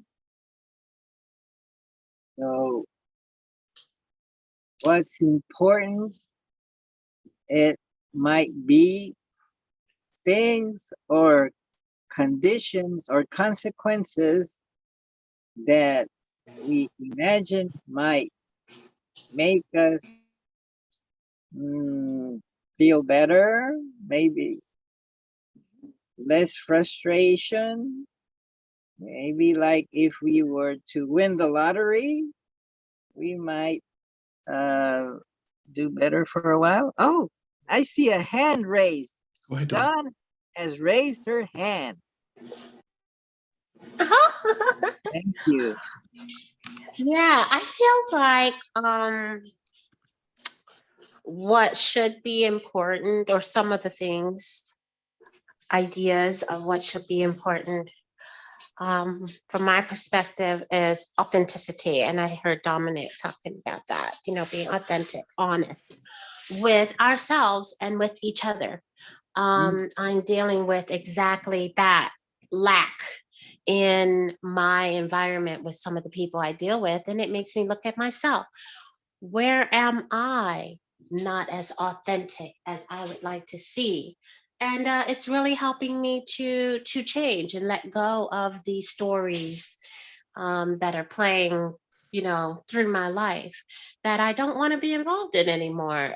Many of us don't realize these scripts or stories are running because they're programs. But additionally, I think things, materials, I've become aware of this material world and the sickness that comes with it. And I feel like I've seen a pattern of people trying to tell us over many, many years about the material world and what it comes with. It's not that it's wrong or bad or we shouldn't participate in having material things, but it is what comes with these things or ideas of having these things that corrupts the mind. And so, from my perspective, what's important or should be important to us is awareness, authenticity, and a focus on our true selves, not the avatar, the body, as much as our true state, our souls. Done. Yep. Kind of like when people talk about my parents or my loved ones, they don't talk to me. I said, well, then be the example. If you, if other people aren't being honest, or you get a sense they're not being honest, be the example, be the person that's honest. But we live right now, excuse me, where certain people play a game with us. We all are living in a vessel that's called material, and we need material things, shelter and food. If a person wants to build their own Rolls Royce, build their own highway, that's fine, do whatever you want. But it's when other people withhold our necessities, meaning that the ability, let me allow myself to grow my own food. Now, if somebody turns around and say, Dominic, but I don't want to grow my own food, I'd say, well, then you're playing somebody else's game now. See, in old times, whether it's true or not, gods played a game, or the demigods played a game. We want you to do things for us, and then we're going to hold back the food for your necessity. Well, you deny us of growing our own food. Well, if you grow your own food, then you're not going to need us. Exactly. So we can be our own self, our own sovereign being. But it's when people turn around and say, well, it's not fair what the elites are doing. I'm like, no, your forefathers chose a long time ago to take under their convenience, whether forced or not. You still have a choice that is, and say, I no longer want to do that. Now people can turn around and say, but I don't have any land. I said, you still have a choice. Some of the choices might not be the best choices. It's not like as though all the earth is actually occupied by all the monarchies, not even close. It's only occupied, but where everybody else shits.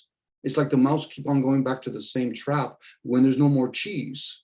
That's how we live. Now, we could blame our ancestors, but that's not going to serve any purpose if you're living in today's awareness. Well, then what am I going to do about it? People are still trying to get into groups, which maybe could be an inherent tribal attitude that we have. But are we looking for the wise people in those tribes now? Most people aren't. Most people want to be wise. I said, but you're never going to be wise. What do you mean?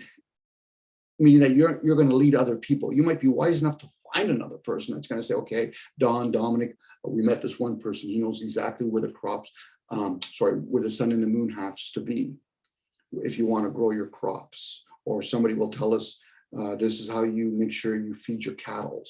If we're just talking about on a fundamental level of a need, on a want, most people that have their wants wouldn't even know how to make them.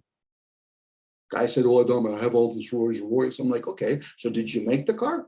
Well, not really. Did you make the money? Well, not really. Did you create the product or service? Well, not really. I said, then what the fuck are you then? You're useless at that point. And that's how they see most of us, as useless mouth feeders, because they got to feed us over and over again. That's why even slavery, I hate to say this, slavery could have never worked. Why? Because the people that were forced to take care of them or put them under mastery, how to feed them and shelter them. Today, it's a different game. We'll create money, we'll get you to work for us, and then you can buy one of our stuff. So if you and I Mhm. decide one day we're not gonna take it anymore, The band? exit and form a parallel society, how would that work? And would there be chaos and violence in those that are trying to keep things the way they are, trying to get us back in society? If we want to exit this society and create our own society, would there not be some violence happening? Violence would be from within, first of all, Jarl. The only thing I ever share is awareness. Know thyself was never, I don't know where people get this idea of know thyself, well, I'll be a better person. No, if you truly know yourself or get to know yourself, there's going to be a fucking lot of anger, dispute within oneself. The person that thinks, oh, I got to know myself and everything's okay, I'm awake. No, you're full of shit still. You're still thinking about yourself and think, well, in a very, what's the term they use? Glass house? Yeah, you're living in a glass house. You see everything outside, but you don't realize what's really going on inside. People never really get to that point of a revolution from within inside themselves. Now, I'm just talking about awareness. I'm not talking about doing anything. Because if you're going to be aware, then you can go into the pursuit, well, who's been running this for the longest of time? They're not. If I start talking about that stuff, that's not, it's like me talking from within and say, I want to speak different languages. And something inside said, Dominic, you're not ready for it. Jairo, you're not ready to hear the fact that this has been going on for a long time. You're willing to actually run with the ball before you even catch it, let alone even be in a stadium with the ball. That's why I said, listen from within. You're getting little notes right now, accumulated, if it's meant to be. But a lot of people, they want to, well, I got to do something with it. Well, then you're not listening from within. Hence the word meditate. Listen, that's all it means. You listen. Not you're hearing me, but you listen from within. And once you start listening from within and say, well, Dom, or Jairo, or Don, or whoever, are you truly aware how the system really works? Well, I don't really give a damn. I said, well, that's an obvious one. So then why are you here? I'm not talking about in this group. Why are you here? Because it's a clever person that says they don't care, let alone they care. It's the one that says, it's like people that talk about morale. You're not doing morality if you have to talk about it. And most people, they're very intellectual about it. Well, I think moral, you'll know when it's morality. It's like when you see something and it's undescribable, you're going to try to describe it. And that's usually the intellect. So really, how would that look like? We're going to out this system. This is why when they bring movies like The Matrix, how do you not know you're not within the program within the program? This is why they talk about the Chinese doll or the Russian doll. You're within the doll. Are you willing to go backwards? Peel the onion kind of ideal. Who's doing the peeling? Who's the one that's lifting the one doll from the other? Who's the one that's moving the chess piece? Forget about the games that you play. Who's the player in the game?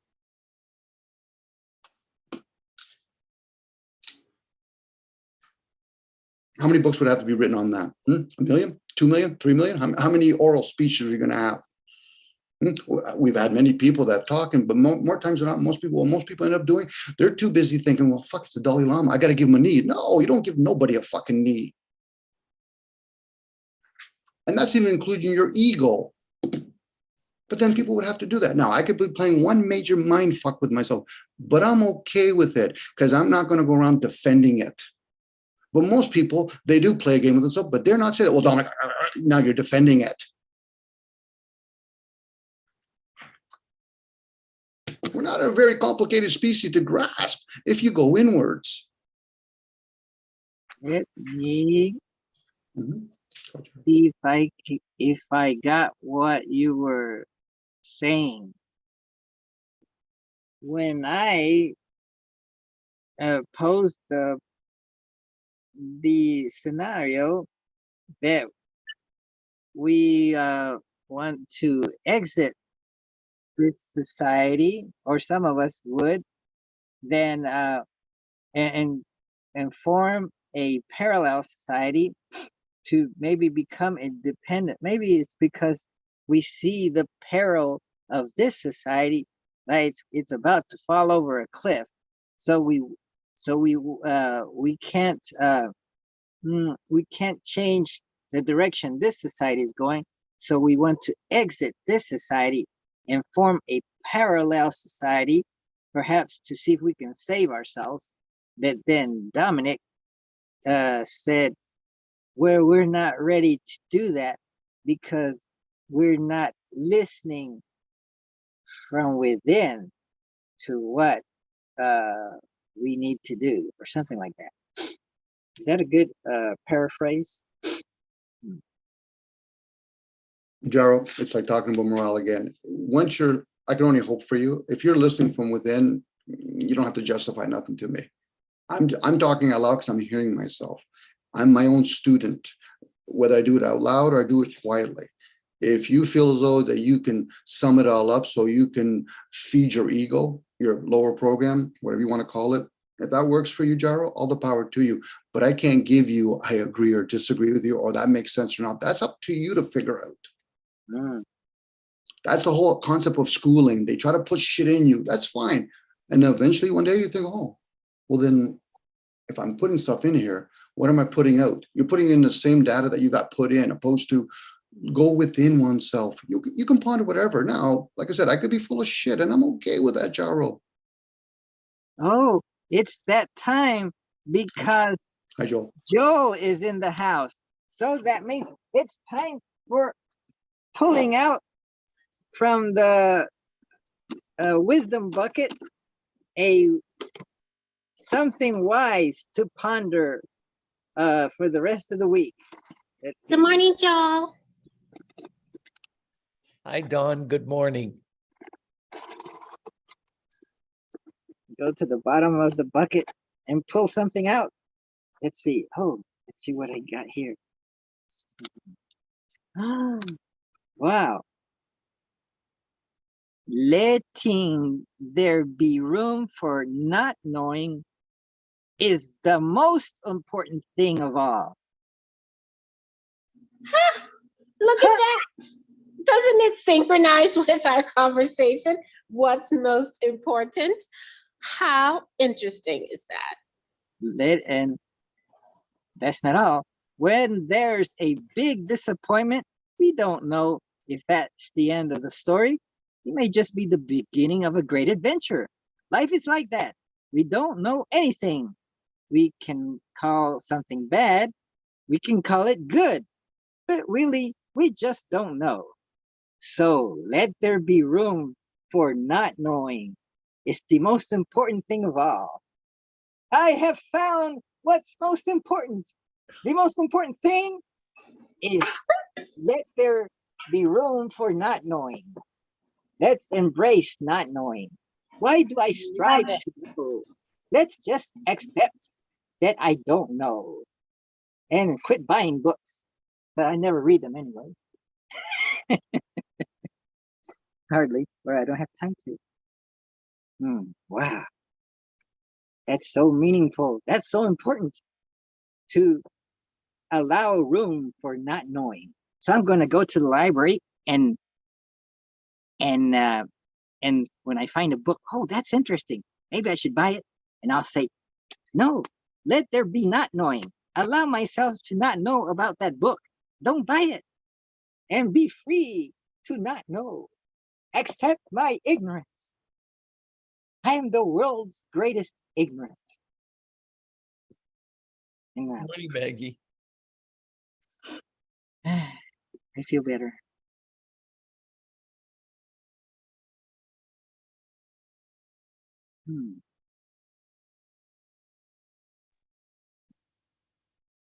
How many books do you have, Hiro? Well, let's count them. Let's see.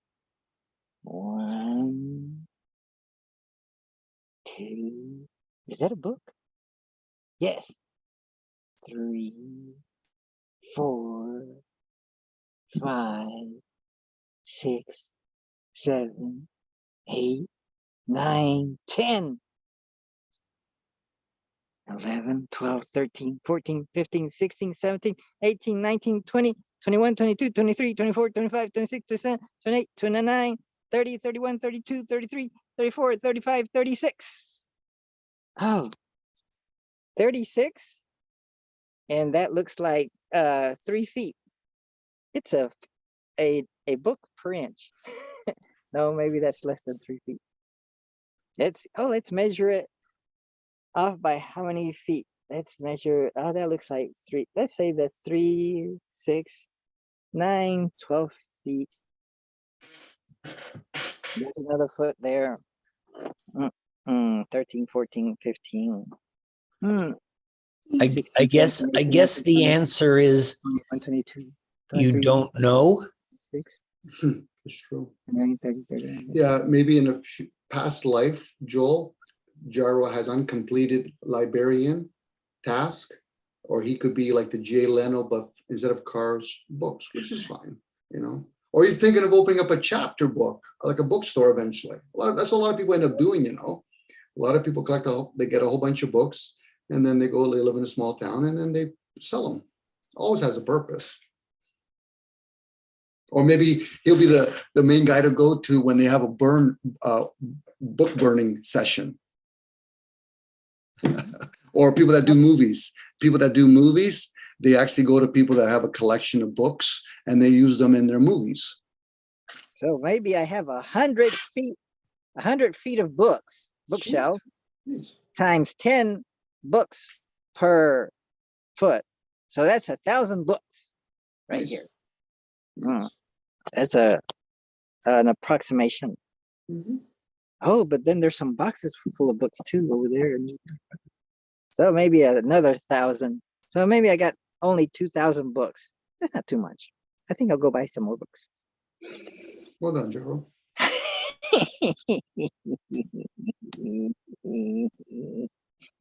It'll be like talking to younger generation or women that have lots of shoes, or men have lots of shoes, or people that collect CDs or records.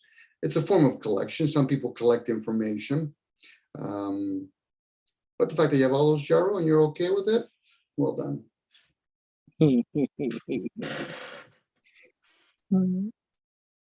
But I should embrace not knowing. I should contemplate on this knowledge. Letting there be room for not knowing is the most important thing of all. For oneself, but some people, Jaro, they do want to know. And then there's other people, when they do know, they want to go beyond knowing. They want to have discernment. Why do I want to know? That's a very limited scope. That's like somebody saying, Dominic, I don't care about working. Okay, that's your view. Doesn't mean other people have to have the same view. People just perceive it as some sort of accomplishment. Oh, I don't need to know nothing. That's your view.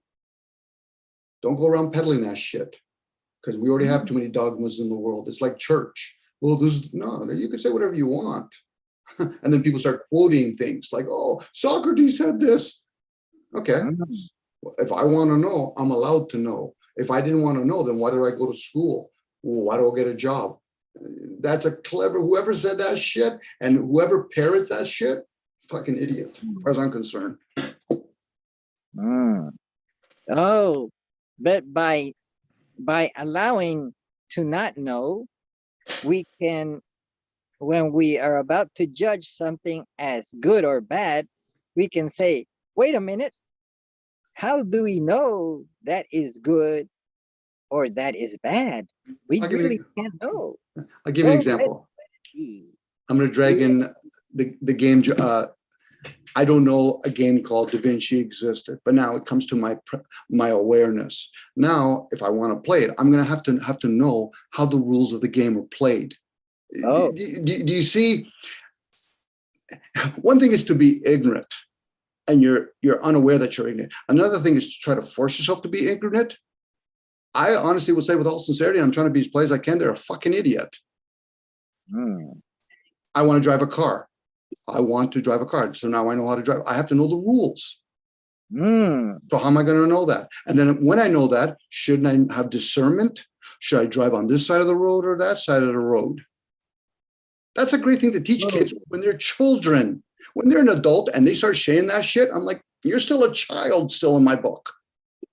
Oh. They get all upset. I said, oh, now you just reveal your feelings aren't developed because I'm using my underdeveloped feelings by saying he's an idiot. Anytime I call somebody an idiot, guess who's the bigger idiot there? Me. So this is wrong. No, it's not wrong, Jaro. It's a limitation. Dominic has pointed out the weakness in this argument because we should know some things. We should know the rules of the game. Because if we don't know the rules of the game, then we can't play the game successfully. So there are some things that we should know, and those are the rules. So I bring my accountant information. I bring all my tax stuff to Dawn, and then she gives me, I'm dragging you in there for a second. And she goes, I don't know how to do accounting. Well, then why do you have an accountant name on your thing? Oh, that's just something to, entertain people? Like, I don't know where people, especially the people that say, oh, I'm a philosopher. I'm like, okay, you're like one of those people that talk about morality. You know when you're philosophizing. What do you mean? You don't talk about fucking being a philosopher. It's like being an idiot. More times now, people don't have to say that they're an idiot. I just call it out because I'm the idiot for talking out loud. And then you get professors talking about this shit. I'm like, really? The dumb teaching the dumber, dumber and dumber.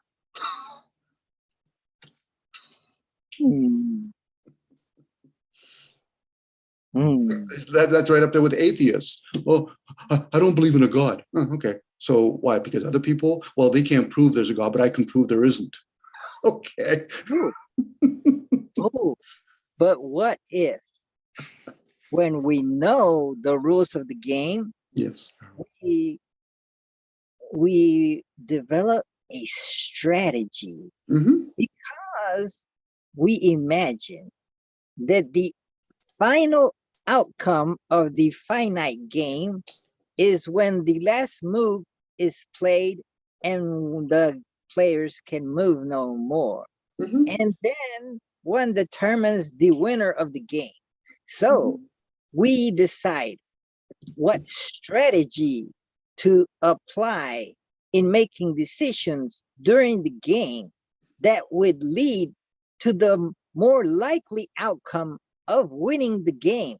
And therefore we decide that such strategy, such decision making will involve deciding what is good and what is bad, what is a good choice versus what is a bad choice, and so on. So then in that way, knowledge of the rules of the game and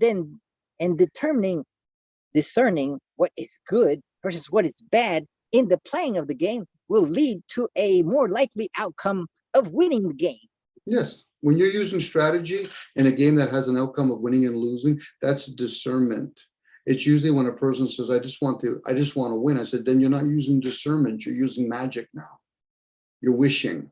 You need discernment to understand how to win a game. If I make this move, there's a chance I put him in check, and then he'll probably retrieve. And then the next move, it's a counter move. Now you're using discernment. But you still have to learn how to play the game chess. For most people, they already start off the game by saying, I just want to win or lose, or like watch sports. I said, okay, but what's the discernment? What are all the strategy in it with it? And there's a lot of strategy in it. Now, you do know a beginning, and then you spend a lot of time in discernment, wisdom. Now, when a person says the game bad or good, I said, it's like talking about winning or losing. When you're doing discernment, you already know it's like a gentleman's game, a person game. They're not concerned about the outcome. They already know they're playing the game. Let the outcome settle itself. We already know we're playing for money or winning and losing.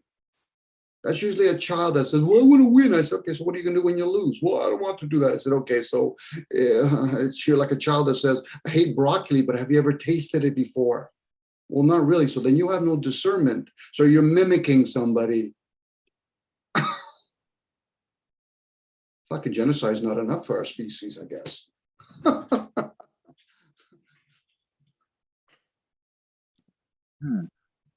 It may be in the game of life, we can't figure out what the rules are. Or we get sucked into a society that seems to have some rules. And so there seems to be something that is either a good or a bad decision. And there seems to be a general outcome, but then we die and we don't get to keep all the toys we accumulated. So what's up with that? Then we have to think, what's the meaning of life? Or maybe what's the purpose of life? Or maybe what is there meaning in life? Or maybe is there purpose in life? Meaning versus purpose.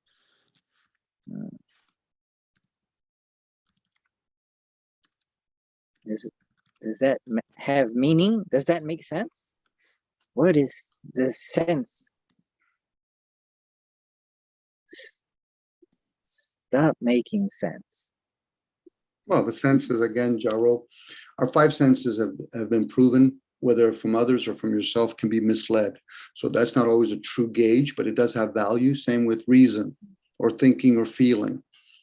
You know, like I could use my senses to look outside and say, oh, I see this dolphin coming out of the snow, not realizing somebody's doing a hologram. So then that will pose the possibility when people call reality.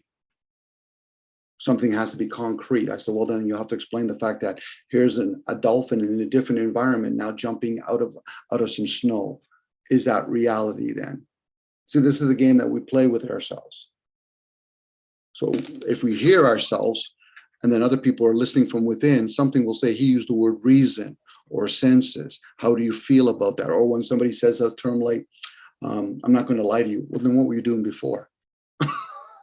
It's either sloppy language or the person's parroting something and they've never challenged it for themselves, not me. I don't give a damn if they challenge me or not, because I realize, what are you going to get from all of that?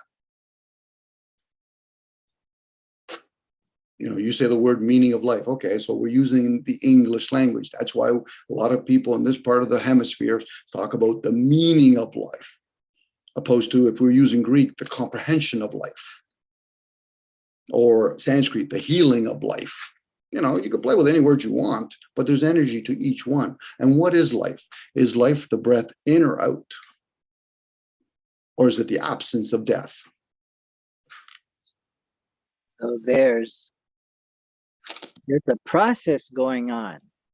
There is the six senses that are sensing. And then this sensation produces feelings, and then these feelings produces emotions or discernment, judgment, evaluations, conclusions, and good versus evil, or not good versus evil, but maybe more awareness versus more ignorance, more wisdom versus more stupidity. So that's by being less stupid, we make better decisions and the outcomes are superior, and there's a chance of winning the game of life. No, we never. If you think life is in the material, then we all lose, Jaro. So winning the game of spiritual life. What is it to win the spiritual game? When we become ultra aware, or when we become ultra happy, ultimately happy, or are calm, or liberated, or free from attachments. I think the best for me anyway, Jaro, I could be aware of my attachments. Like you're talking about feelings with senses. What happened? Yes. Go ahead. Yes, not try to be free from attachments, but be aware of the attachments. Be and then when the attachment arises, then maybe we could discern what to do next better. Be less stupid about it.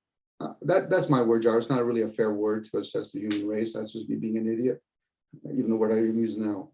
So it's usually aware or unaware for me.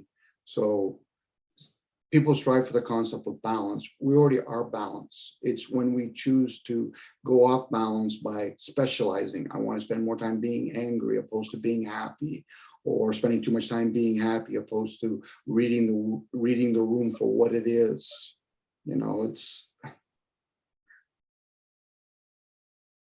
again, I'm going to get into more of the philosophy of it, where the people that are more practical, the word act in it, then my question is, then why do you go to a site like Zoom where it's not about being practical? Now, whatever information you get, you can apply it to be practical. And this is where people's feelings get involved, and usually they're underdeveloped feelings.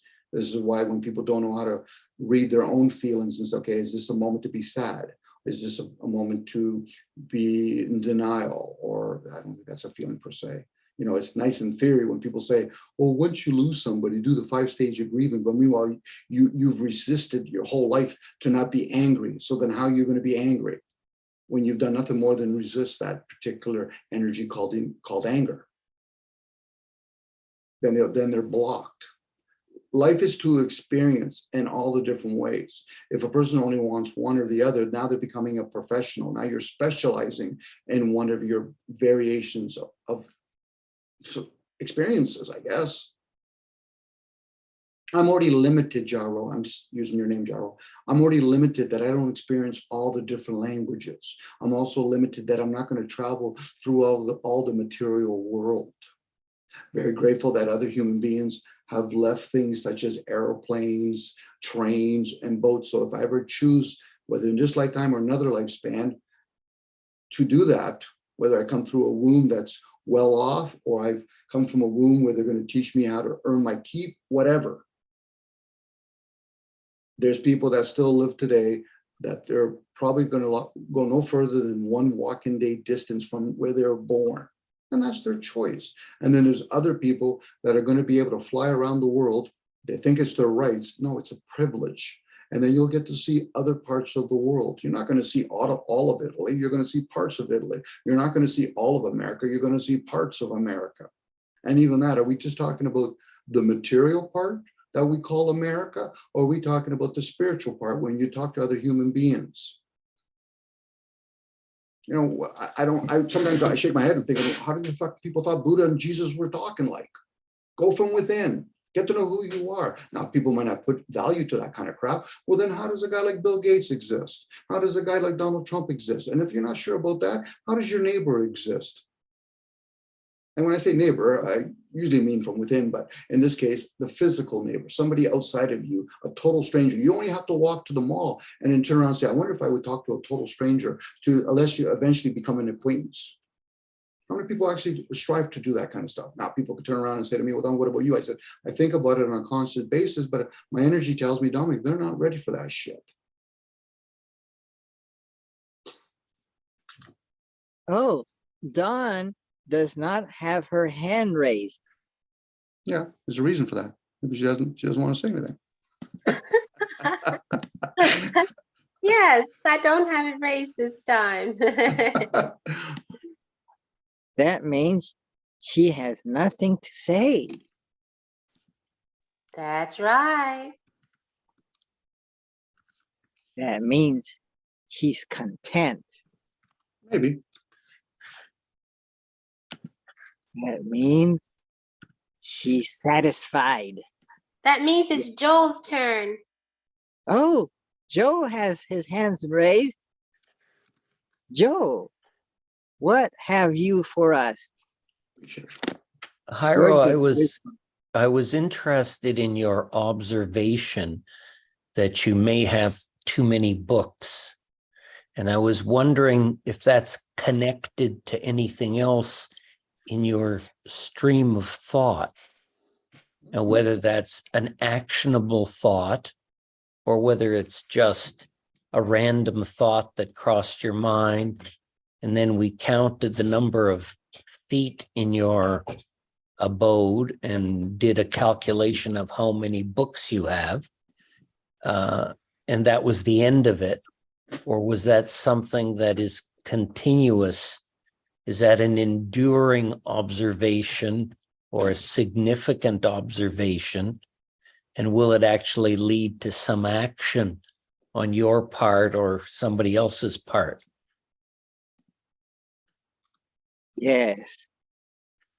It happened back when I was 12 years old. When I picked up in the bookstore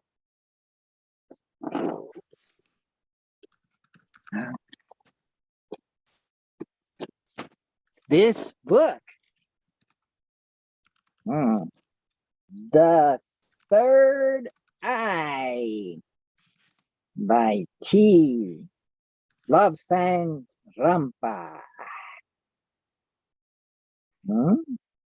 Oh, that's fascinating story about this Englishman who claims that he now has the soul, the mind of a Tibetan Lama who in Tibet studied to become a doctor. So it's the story of one man's spiritual journey on the road to self-awareness. And then one day I came across a meditation center that had a Tibetan Buddha drawing on the door.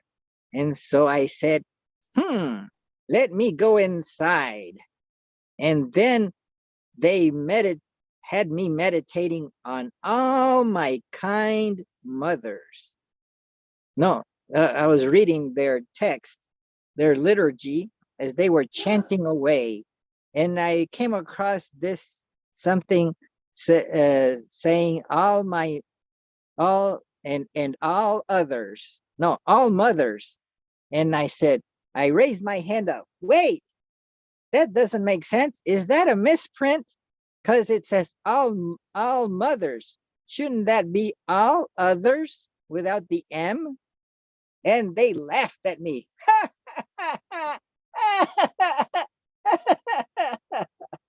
He said that was wrong. No, our master is never wrong. He's a Buddha. He's always correct. It means mothers, just the way it's written in the little booklet, the prayer book. It's all mothers. So we are all each other's mothers. You mother. And why? How could I be your mother and you be my mother? It doesn't make sense. That's ridiculous.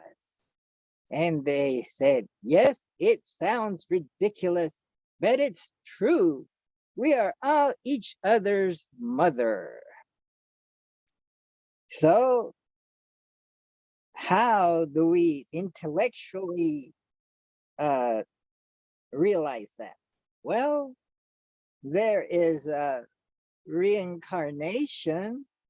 So if we've been reincarnating since the beginning of time, then there's a chance that we've had relationships with each other whereby you have been my mother, I have been your mother too. And so when we honor our mother, we say, oh, thank you, mother. I would like to express my gratitude for you having not aborted me and have nourished me, given me food, and allowed me to grow up and sent me to school. So now I am indebted to you. I owe my life to my mother. So I owe all my mothers so much. I cannot ever pay them back. I can't even pay my own biological mother for all she's done to me. And I'm a bad son because I haven't visited her in 2 weeks. So I think I'll do that today. Go visit my mother. She's only 100 years old. Oh, she'll be 101 in April.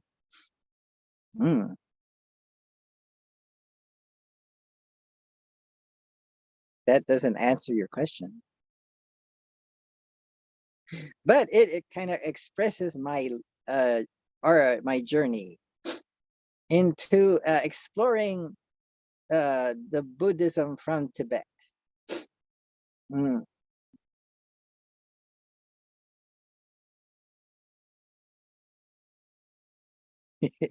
I saw a heart coming from Dawn. Dawn to everyone. How I saw about you? Well, about you visiting your mama, but I don't think that you're a bad son because you haven't been to visit her in a couple of weeks. But it's interesting to hear thoughts that's coming from you and how you view yourself, and to witness that story that's playing out. Somehow you learned that you needed to do certain things in order to be a good son. That's how it played out to me.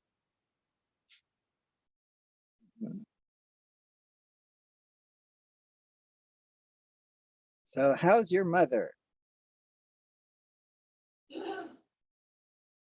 My mother? Mm-hmm. My mother is no longer with us. She's very, very dead. And that's, that's okay. I don't have any kind of Maybe, attachments to her maybe when she she's passed away. maybe she's reborn as your dog. Could be. Very much so. Could be. Well, she wanted to be close to you again, so she came back as your dog. There's infinite possibilities, and that's definitely one of them. So your dog is your mother from your Who's your past daddy mother. and who's your mother? Good question. Are you my mother? I'll Yes, I ask was your Evie. kind mother in a past life, and I was Cleopatra. Maybe. Mm. But more importantly is who shall I be in my next life?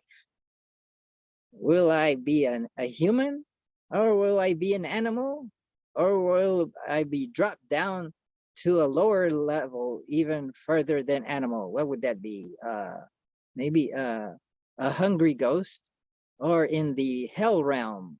I could be in a hell realm of fire, hot fire, or maybe it could be a cold hell realm of burning ice.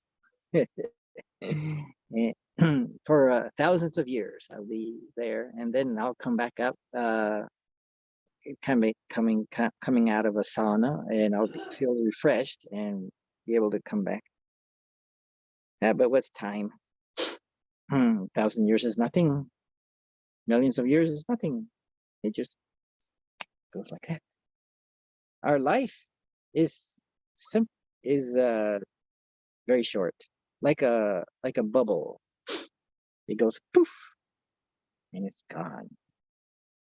So that's most important. We should worry about how brief our life is and how we could die any moment. But we should not get depressed by it. We should maybe that should motivate us to prepare us for the um, maybe prepare us to have a death that we're aware of it. Like when we're dying, we say, "Oh, this is wonderful," and now I have the opportunity to experience death while awake. Because there's people that want to die in their sleep, so they don't know what happened. But what if we died while we were awake and we say, "Okay, I'm dying," and we sit up straight and watch our body kind of dissolve? What would that be like?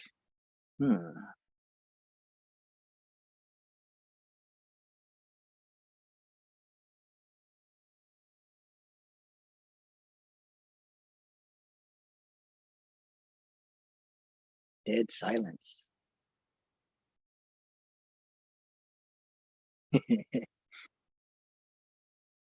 Are the Stoics meeting today? Well, I can't imagine what that would be like. I can only create ideas and stories in my mind about it. My opinion of that being a possibility is, yeah, it's definitely a possibility. That and believe it or not, it's crossed my mind years ago. What if I'm dead? How would I know? Because I don't have awareness of what the other side is from what I've been taught, what my knowledge base is. So it's quite possible that I am dead, living in a dead world, a dead reality, but just going through the motions. It's quite possible. And from what I have gleaned in knowledge over time, that is what death is. Death is moving into a different field, a different dimension, so to speak, where the alive humans, living beings are not aware of you. They can't see you, but you could see them. So I don't know. I don't know, and I'm okay with not knowing. Yes, I don't know. So when you are dead, oh, it might be good to imagine that we're dead. That way, when we're really dead, we can say, "Hey, I remember when I was alive that I was imagining that I was dead. So now that I'm dead, maybe I really am dead." So I could look around and say, "Wow, I'm dead."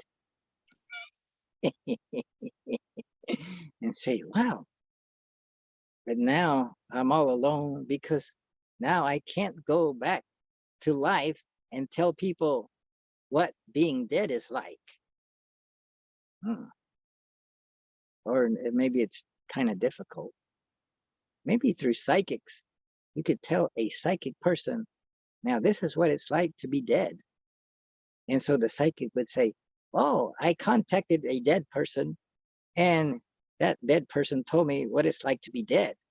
But then the people that hear that, they would say, "Oh, it's just a psychic saying that he contacted a dead person. So we can't believe that." Or maybe we could. How would we know?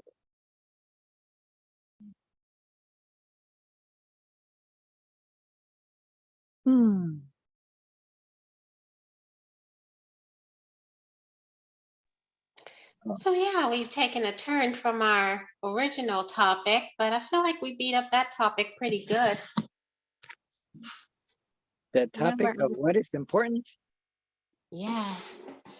we Now, went in. Life is important, and then you die. So yeah, but dying is part of life. So dying is important. I agree. I think it really is. Like Elizabeth Kubler-Ross has studied lots of people dying because she had to take care of lots of people dying. And she came up with 5 stages of dying. Like the first stage is something like, you can't accept that you're dying. You don't want to accept that you're dying in the hope that you won't die. So people that are dying maybe are very frustrated and they don't want to believe that they're dying. But eventually they accept it and then they go on to the next stage and so forth. So maybe we should investigate, maybe that would make an interesting something to explore. So that maybe when we're dying, we will become aware of the process of dying and have a wonderful death, like having a good night's sleep. Like when you go to bed, hope you have a good night's sleep. Hope you sleep well, and so maybe you'll fall asleep peacefully and without too much like oh, I can't get to sleep. Maybe maybe I should count some sheep or things like that. Maybe I should take some medicine. Man, melatonin, maybe that'll help me. Maybe it's guess, getting Cheryl, hard. I guess, Yep. Cheryl, is our skin and our hair outside, is it alive or dead? Hence the word dead skin. Hmm, Is it alive or dead? It's a quandary. I don't, Hair. I can only entertain. Skin. It seems pretty dead. Well, Our it's not nails, getting any. our nails are growing. Are they growing from within and are they dead outside? They don't have any blood flow. Mm, It's like bark. mm, So maybe it's less alive than deeper inside the skin where there are cells that are fresh and Mhm. maybe are fed through capillaries. mhm. Yeah, they're given food and oxygen, but then the dead skin is not given anything more, and it's shed. When I go take a shower, then I scrub myself. Maybe I should do that this morning. Are we eating dead food? And then there's dead food, and it's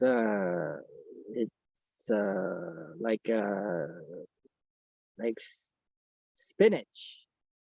It was harvested Mhm.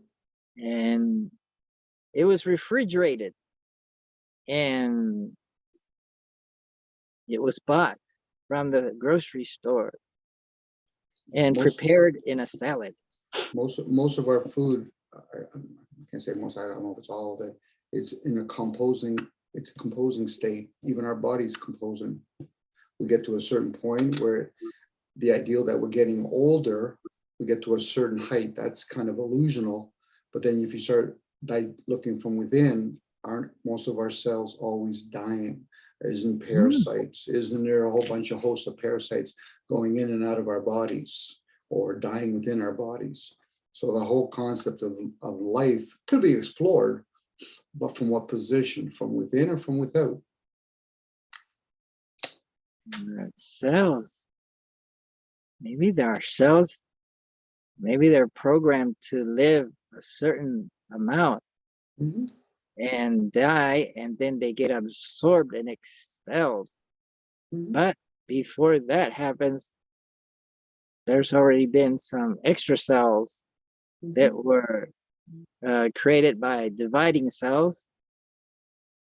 It's Although like, they say that the cells in the muscles, they don't seem to die our whole life. They seem, well, maybe they get fattened up when we do weightlifting, but they've been there all our life, and they say that our cells in the brain, that they've been there since very early. Maybe when we were developing the brain, when we were very young, like within a year, that it had too many brain cells, and they were kind of had to die off.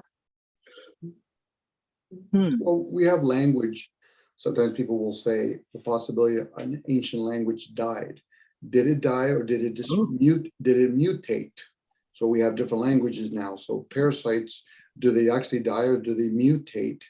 You know, I get the idea that we can physically see less of something, or if you look like at an ant farm, do we really see a big disparity and that there's so many dying all at once, or so many reproducing that we see an overabundance, or we just see a consistent amount?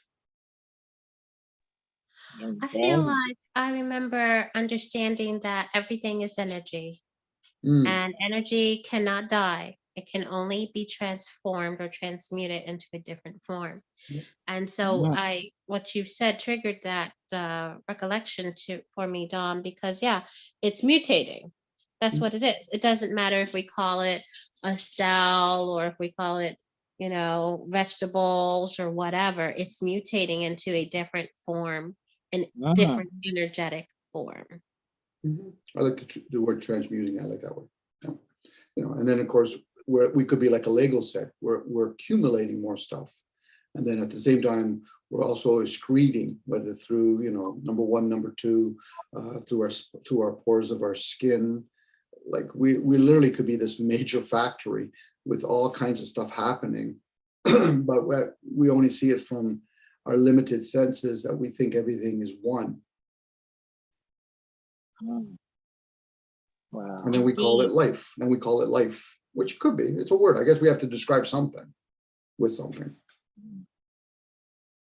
But then as soon as we do that, as soon as we describe this force, this energy changing, mutating, we limit it Mhm. because words are identifying or describing things with limitations.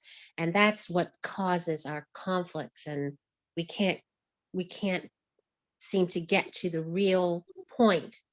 Sometimes it's because the words, but I feel like this exchange here, I feel like I understand what it is you're pointing at. I'll give you an example, Don.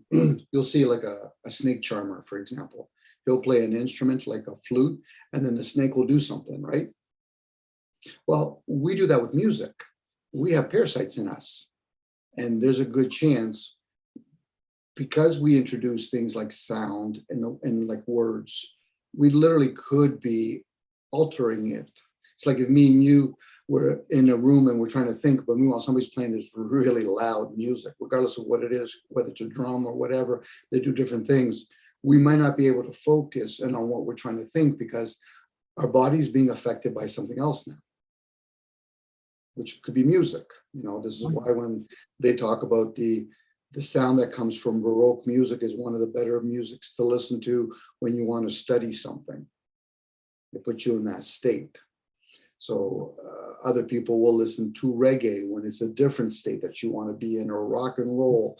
So knowing that, we're probably picking up the sound. It's like when people watch a movie, there is more times than not in a movie a background music going on. Mhm, It's ever so subtle.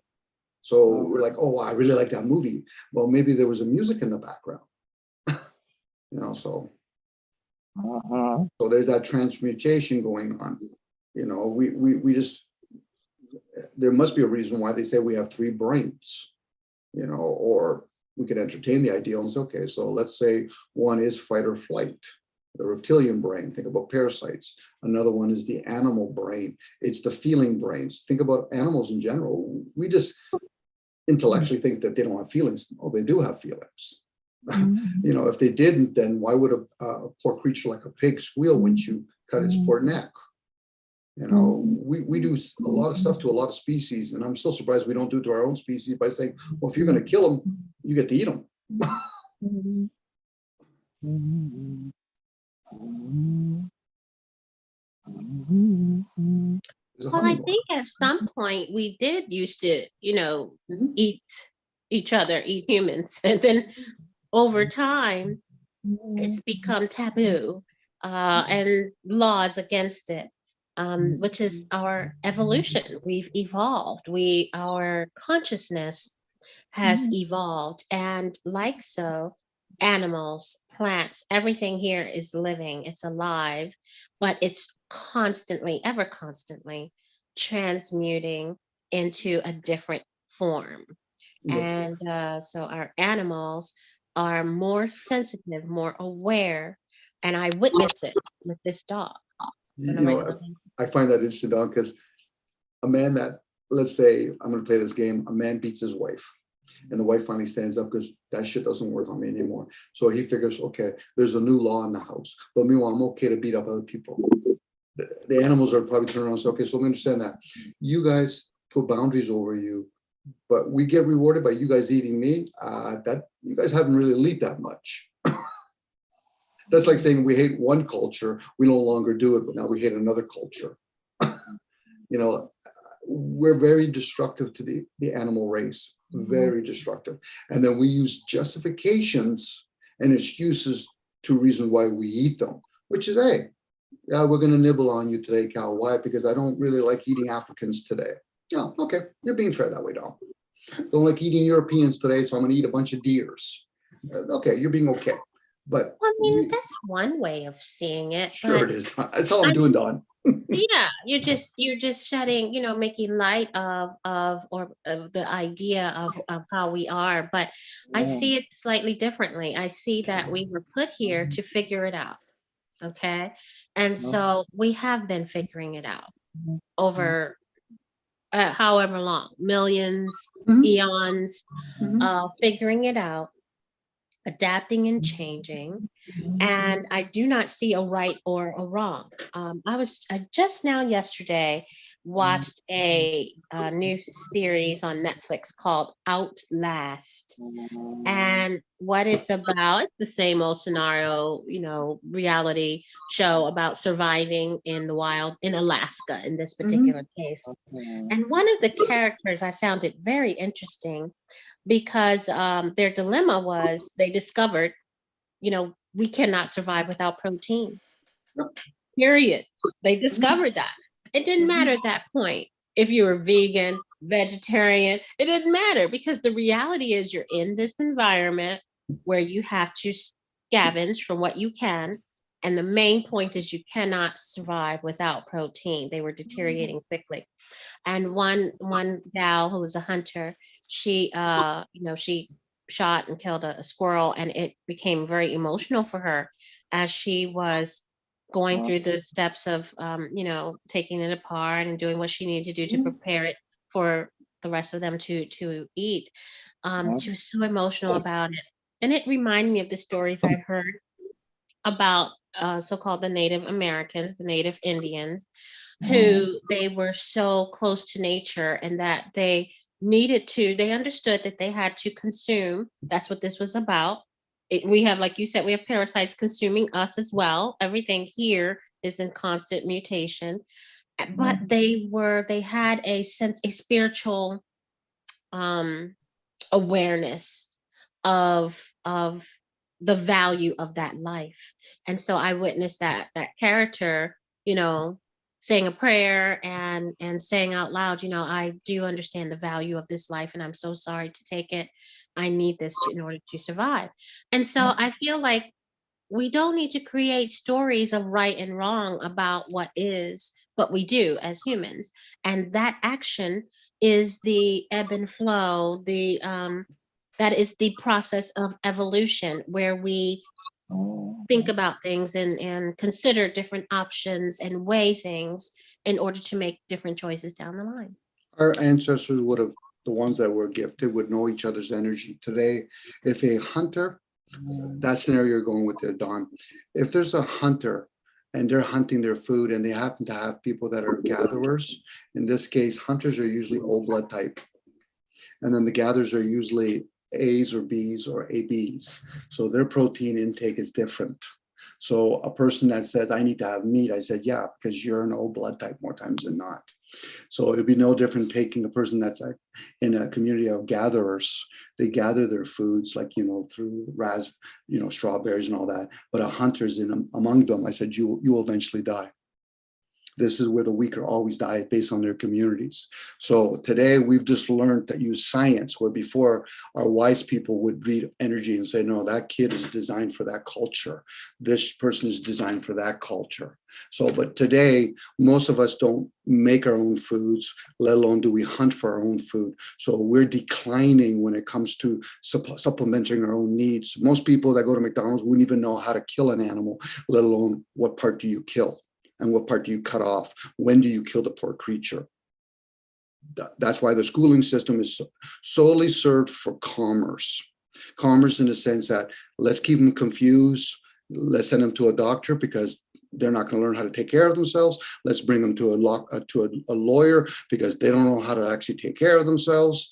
You know, that's just where we're at. We're actually in a declining process right now as a species. But there is people that do remember that stuff. Now, a person can say, well, Dominic, I don't know. I'm like, okay, so do you grow your own foods? Do you understand that an animal, when it's grazing, that you have to move it around the land? Why? Because then they're going to have gum disease. There's a lot of people out there, Don, that are very educational, but they're fucking stupid to no end.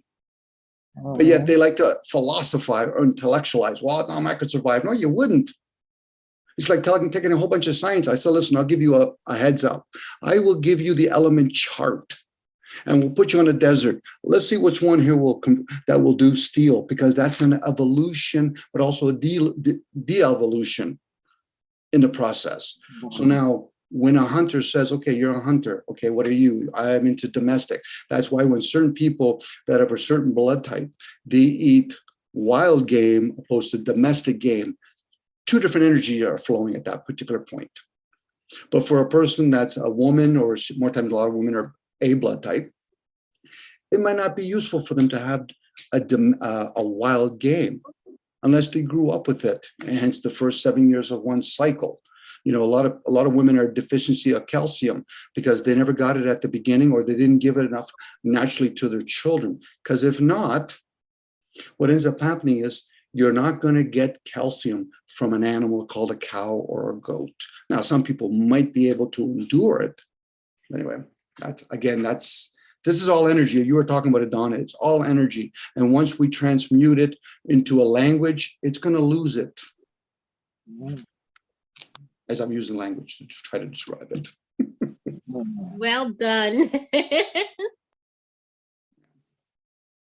That's why I said I joined certain groups, right? You know, some of them is like, it's called a shit show. I said, yeah, we should also call it make shit up. Because a lot of times some people just know, like some people are very intuitive.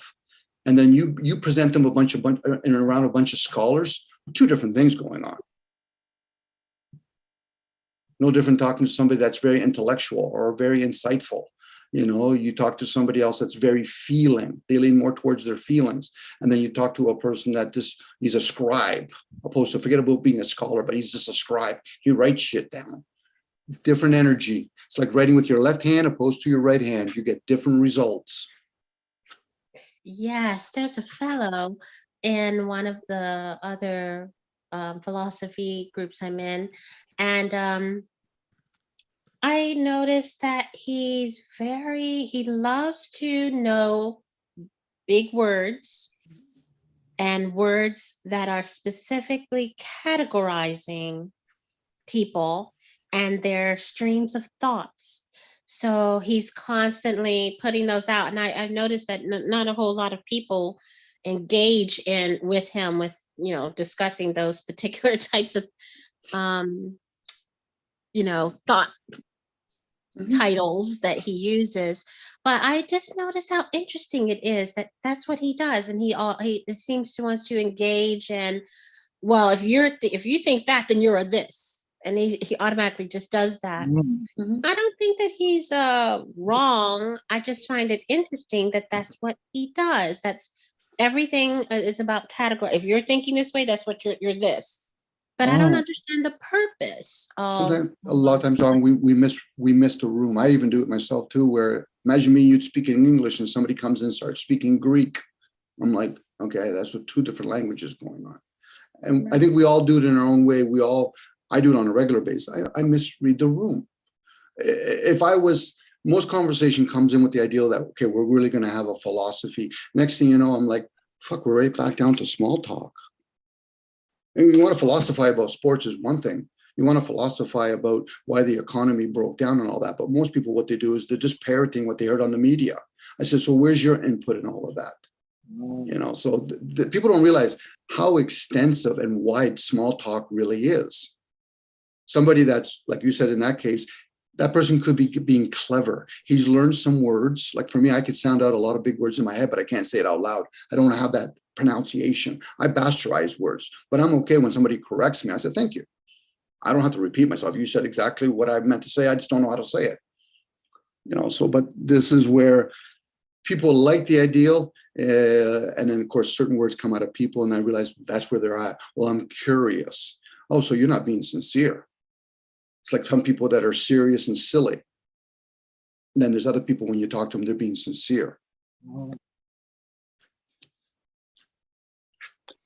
Epistemology is the theory of knowledge concerning the mind's relationship of reality. Epistemology and ontology is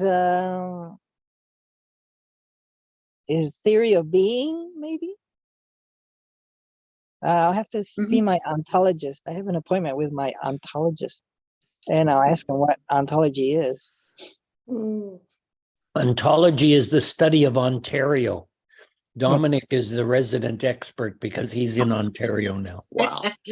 Southern Ontario. I even have to go even further. Southern Ontario. He's a specialist in Southern Ontario.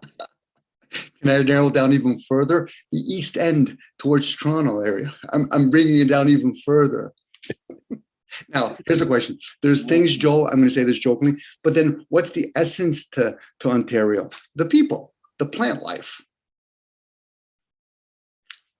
A place to stand, a place to grow, Ontario. Mhm. Is that a song you learned in elementary school? No, it's an advertising thing for Tourism Ontario. Yes. Cute. Oh. Indeed. I think that's very interesting how we create a word, we create words for everything. But I was recently listening to, well, not recently, I listen to it regularly, some episodes on Monadic Media, which talks about rayology. Everything has rayology. What are is the that? rays? The rays are energetic force, energetic energies, I should say, energies that is permeating the earth, which affects us. We all have a rayological makeup, meaning we have,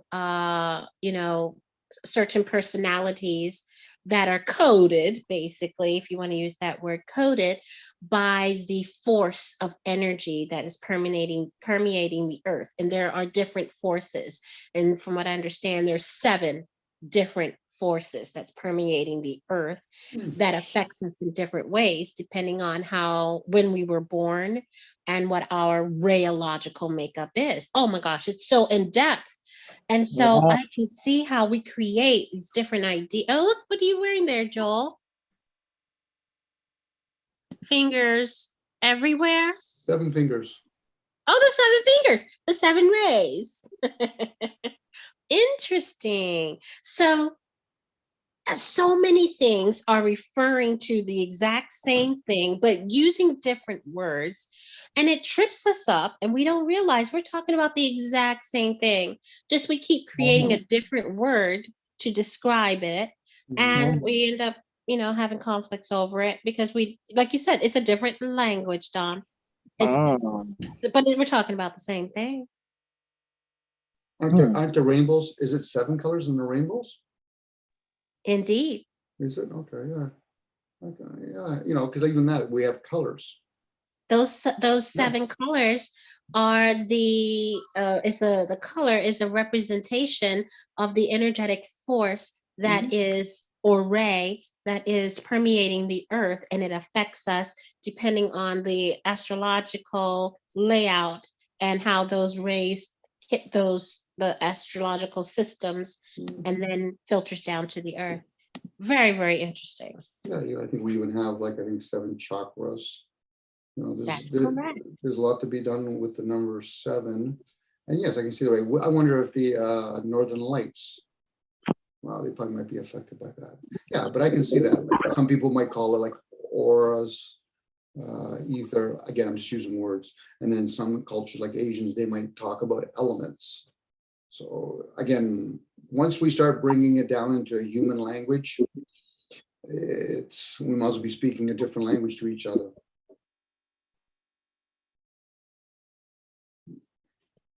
Mm. But that's isn't that part of the experience, to learn different things if we choose to treat this as a classroom. You know, people that don't like to learn, they might treat this as a prison. Yes, I agree. I believe that that's exactly what this is about. It's about figuring it out for yourself and then coming to realize that it's what you understand is what someone else understands. Just you're speaking a different language until you let go of what causes that separation, which is words. And I think you were talking about it earlier, how even animals are constantly communicating with us if we can become quiet and realize that, oh, they're speaking to us in a different way, not using words or our mouths or whatever. So yeah, I think so. Yeah, I think there was the something prophecy, Celestine prophecy they wrote back in the 80s or 90s. And I'm assuming that they did like ayahuasca or whatever, but they were going into Peru and they were seeing, once they did the substance, that they were seeing different auras of everybody. You know, maybe we've just forgotten as a collective or as people to, maybe some people still do it, or maybe only certain people are able to do it. They can see each other based on their auras. Some people might pick up through a sense, a feeling. You know, some people say, I don't want to hang out with that person today, but other days it's okay. So you know, it's like, how do some women know that other women are pregnant? Yes. You It's know, an energetic feeling. We feel not in a physical way. It's an energy. I'm sensitive to energies, and I have a friend that can see auras. I was surprised. He was so nonchalant about it. He was like, "Oh yeah, usually you have like a yellowish amber kind of a hue around you, but today it's gray." And I was like, "You see auras?" He's like, "Is that what it's called?" I thought everybody was like this. So we don't know what we don't know. And when we seem to be more attached to the material world, we have less awareness of those abilities within us, which can be, intentional, or, maybe that's just how it became because of our choices. But as I have been disconnecting from the world, the material world, and just that drive to get materially, I find myself becoming more and more sensitive to energies, and my intuition is quite high.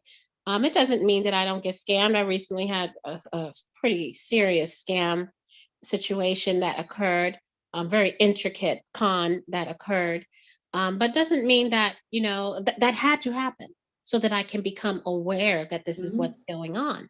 So I'm surprised at how quick I was able to, get control of it and also not allow it to change who I am. And I just want to say one last thing on a different note, that Pyro, you're creeping me out because your eyeglasses are in one place and your eyes are in another. And it looks it was like, how is he looking at me? He's looking at me in two different ways. Mm. Mm. Mm. Wow. Mm. There's so much to know that I don't know. I wish to know the rules. Then maybe I could play the game better. I think Joel knows all rules. Do you guys remember when they used to have that character Bo? and it was like Bo knows, and he knew all these different things. I never even understood what that was about. But I think Joel knows. I only know Rattlesnake Roundup. Show us, show us. Oh. Oh, Can't you're hear you, muted. Joel. You're muted. I don't know how to get the things off the cell phone into I have to log in with the cell phone. Okay. And I have to put on my rattlesnake rustler's hat. Oh, well, then I'm in. I want it. What are you Okay. waiting for? Let's do I'm going to it. go get my hat. Awesome. Oh, wow. I don't know. I wish I knew. Yeah, maybe I can imagine. Maybe I can use my imagination to speculate and create new knowledge that I could superimpose on this world. Maybe I could imagine that I am a superhero. Whoa. Wow. Maybe he's a sheriff. Can't hear you, Joel. Are you saying something? Yeehaw. Oh. Maybe you can tell me, Hira. I've got this video on my cell phone and I can't figure out how to make it play on Zoom. Oh, So first I have to maybe you could join on your cell phone through Zoom, the app, join this meeting and then share your video through Zoom with the share button that's down here somewhere. Oh, Vinci joined us. Welcome, Vinci. It's been a long time. It's his brother. It's Joel's brother. And I enjoy your feedback, your echo. Oh, look. Oh, there he is, his twin brother. His alter ego. There he is. I don't know if we can handle two of these guys. I've never played Da Vinci with his brother and Joel at the my same time. Oh my gosh, you can see that they're in two different areas because their backgrounds are different. They're from different mothers, by the way, eh? Oh no. Now you can share. Let's see. How you, okay. oh yes, there's a share button after let's see, there's participants. Oh wow. I see your that looks like your icons on your phone. You've got a Google search and you got Facebook, Google, Instagram, Amazon. Okay, so what do I do now? And is there a It's the button file? that says share. I mean, no, he already On my did. cell phone, I see share. Oh. He's sharing his phone screen, but now now he's got to find the video. Where could it be? Maybe Here. you can swipe to the right. I'm on the phone. I don't know how to do this. But is there an app that you use to watch the video, like a video app? I don't know. I just push the picture and it plays. I don't know how it does it. Oh, Oh, okay. So push the picture and play because you're already on share, right? Am I? Oh. I don't know what you're seeing. I've got. we see your icons for Facebook, Google, Instagram. Is there an app for watching videos? Oh, did you download the video? I don't know what I did. I just got it on the phone and Do you Now see what?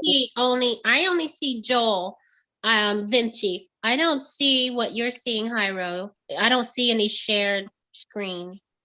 Oh, I what are see. you seeing, Hyro? Here. I see. I see. Like a phone desktop or Mhm. Like a home a whole bunch screen of for the phone? images? No, No, I see icons like when you hit Your home screen, your phone home screen is what he's when you seeing. when you hit Oh, okay. the home button. hey Gyro, make Vinci a host or co-host. He might be able to do it then. Oh yeah, I did. That's what I did last night. I was a host Yeah, and you have to. I was able to do it.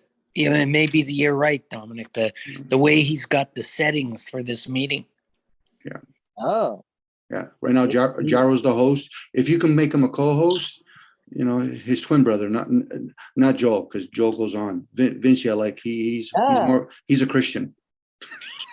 I made Vinci with the city background the host. Go ahead, Joel. Okay. Are you seeing anything now? Not yet. I, Still nothing. I don't know what I did yesterday that it's not working today. let's see. Hyro, are you still seeing his home screen from his phone? No, I see. I'm seeing the gallery view of two Joels, one Don, one Dominic, and What and about have I turned on the share screen on the phone? Maybe let's try see. that. Try it Yeah. again. Okay, let's see. But you're a Shows- host, right? You are a host, Joel. Let me see. I don't Let me see. hold on. I gotta look on the Yes, it says he's a host. Oh, is it? Okay. participants list. Yeah, okay. So Vinci is the host, but I'm on a cell phone. It's hard to host on a cell phone. You Oh, don't see. can you like touch and then the controls show up like chat, reactions, participants, mute? No, I don't. I don't see any of that. When you touch the screen on your phone on Zoom, you tap your whatever's there. Don't you see some controls in the bottom? No. It just says show selected. Show selected. Yeah. Oh, wait a Did- minute. Something's happening now. It says waiting.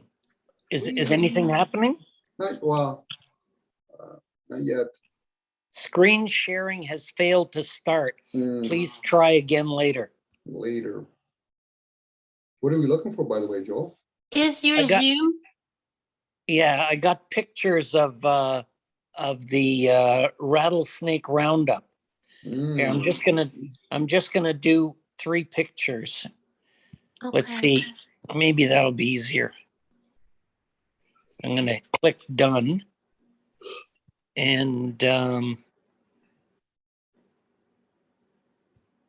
Is this a premiere? Is this the first time people are seeing no, this? actually I did it last night. And it worked, but I don't know what's different now. I also have a special cable to connect, but I can't get that to work at all. I hate to say, Joel, me and Don only watch premieres. That's probably why it's not working. We only watch premieres. I don't take any of that slap. You know, like, oh, I'm going to watch the movie after the movie. No, I want to see the movie when it's being produced. What were you eating when you were taking those pictures? That's what I want. I wasn't eating anything, although we thought about trying some rattlesnake, but neither reminded me that it wasn't kosher. Well, it depends on if you're wearing kosher shoes. Oh, I got an idea. Uh-oh, Joel, go ahead, Jaro. What? You're gonna pull out one of your books that says rattlesnake on it? Don't fool me now. I'm going to attempt to do a live tutorial on how to share. Let's see. Okay. Mm, Here is the phone. I will okay. use this phone. Where is it? There it is. I will hit my Zoom app. Mm. So now I am entering Zoom. Now I'm going to join Hyro's mm, mm. Sign in, join a meeting. Let's see. I'm going to join the meeting that's happening now.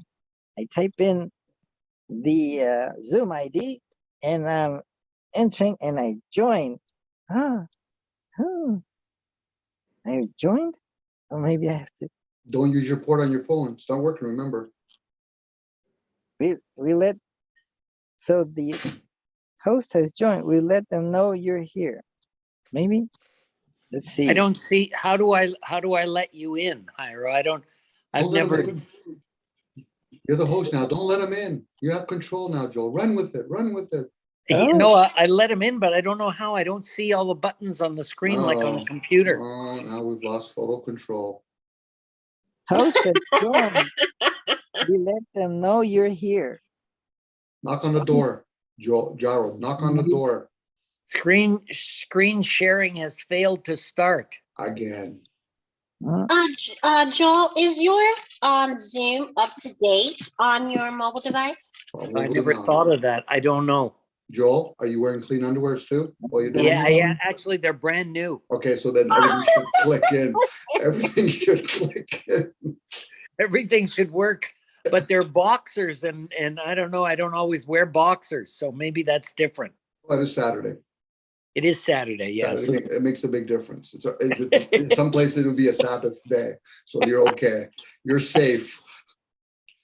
okay, so it's got again. password required for participant. Here, I got security settings and overview.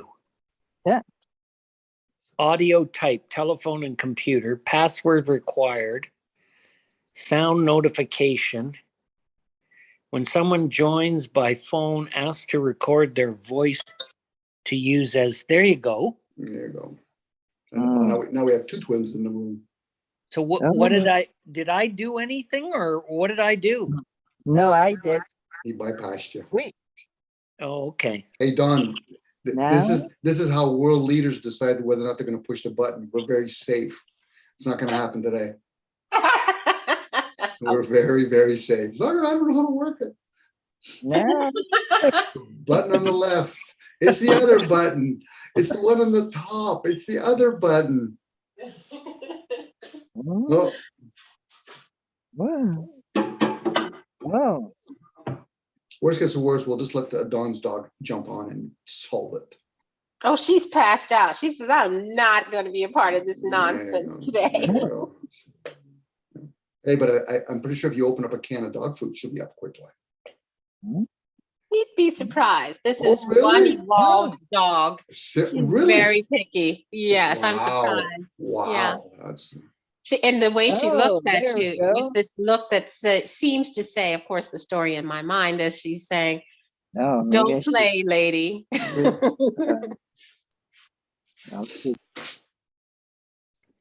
okay. The two world leaders here are making a big decision economically. Is this Canada versus America? This is Biden and Trudeau having a major discussion. Hello. Okay, so how do we get this button working? How do I share the budget? Now, Doesn't matter. It's screwing everybody anyway. watch this. I tap. Oi. And there's Biden. He's had the back flare. Maybe I have to lower the volume on this one. No, that's Biden's Hey. ear. That's his earpiece. He needs that on. Okay. Oh. Oh. Media volume. Yeah, that's okay. Okay, now we got it. Now I'm going to produce some magic. Mm. Let's see. A hat out of a computer. I tap anywhere and see wherever I tap, the controls come up and then tap, and then I look for for a share button. Where's the share button? There's the share button. Maybe it's this one. Oh, there it is. There's the share button. It says share. Share. Okay, I got that far, but then it asks you what you want to share, and I went to my photos.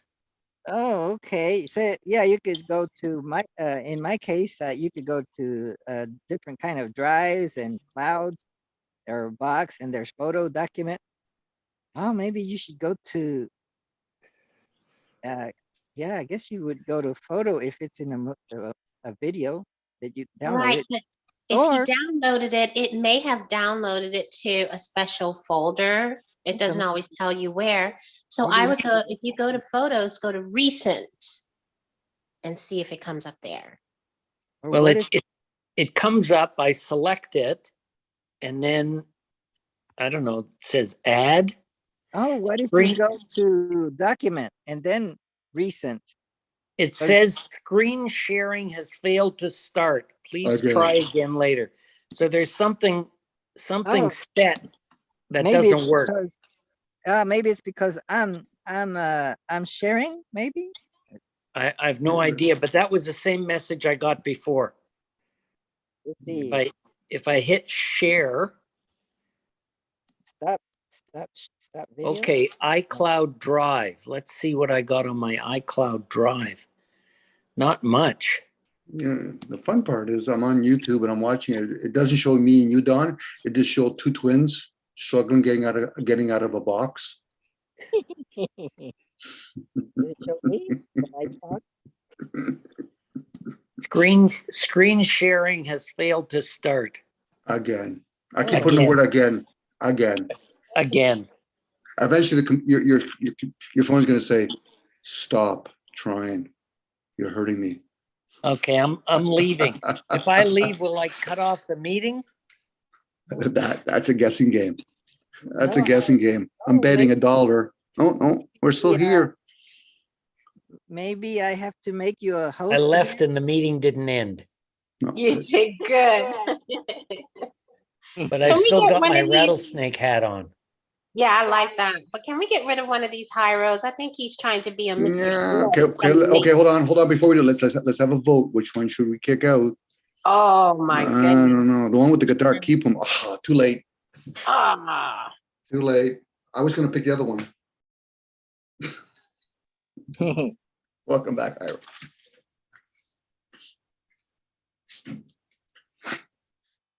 What have this is we twice learned now. today? Computer. We need an IT person in this meetups. Oh, I thought Hyro is an IT person. Well, it's Saturday. He went drinking last night. He probably did some karaoke.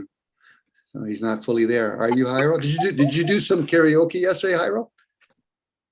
no, I was at the IT office Okay. doing IT work, and the I became E.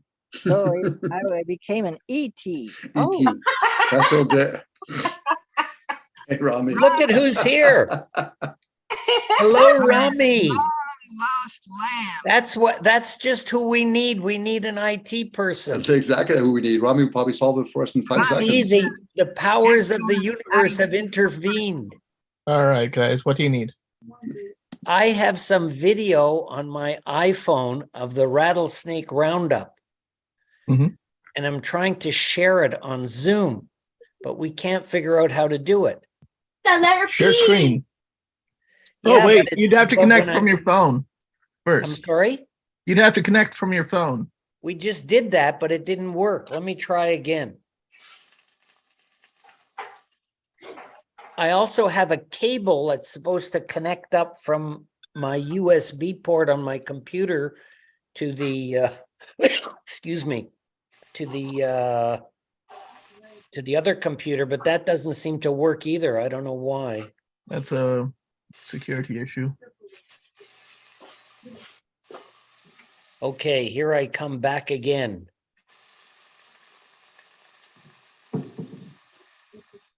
I have admitted Vinci. Okay. I'm gonna No audio, Wi-Fi or cellular. Oh, well, Okay, now you're able to share because I allowed everyone the capability to share. Okay, can you hear me? What are your options in the iPhone app interface? Well, it's got share content. Let's try it. Okay. Try document instead of photo. But then how will I find it? Maybe if by browsing around, maybe under document, you could look for it. I think that's beyond my pay grade. Yeah, if you tap documents, maybe you'll find the video. Okay, oh, but I don't know how it, where the video landed. What, did you download the video to your phone? Yeah. Hi, Daddy. Maybe it's in the downloads. Maybe there's a folder called download. Okay, I just did it. Oh, And- how But come we're not seeing what you're sharing? I have no idea. Is there a share screen option in the iPhone Zoom app? Yeah, I clicked on that. Maybe I have to make you the host. Let me make you the host. Oh, there we Oh, go. no. That's Now I it. see something. Okay, so you have to be the host. I didn't make you the host. Well, it worked that time. It's because Oh. Ronnie's. There is two Two audios. cowboys. It's a picture of two cowboys doing something and a queen.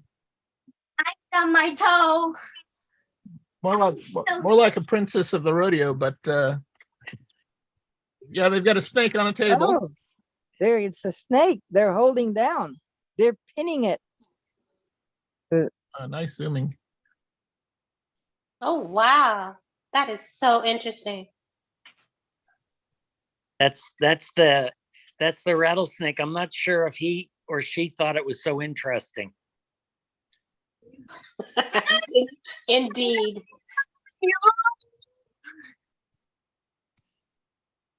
There's the snake. Okay, so this time it worked. Last time I couldn't get that to work. But now there's some video too. Let's see if I can select that. So I have to go back to my photo. Or I'm maybe gonna, you could swipe to the right or the left. no, I didn't. I only selected one image because I thought that's why it wasn't working before. It was too much memory or bandwidth or whatever those things are. So I'm gonna stop the share.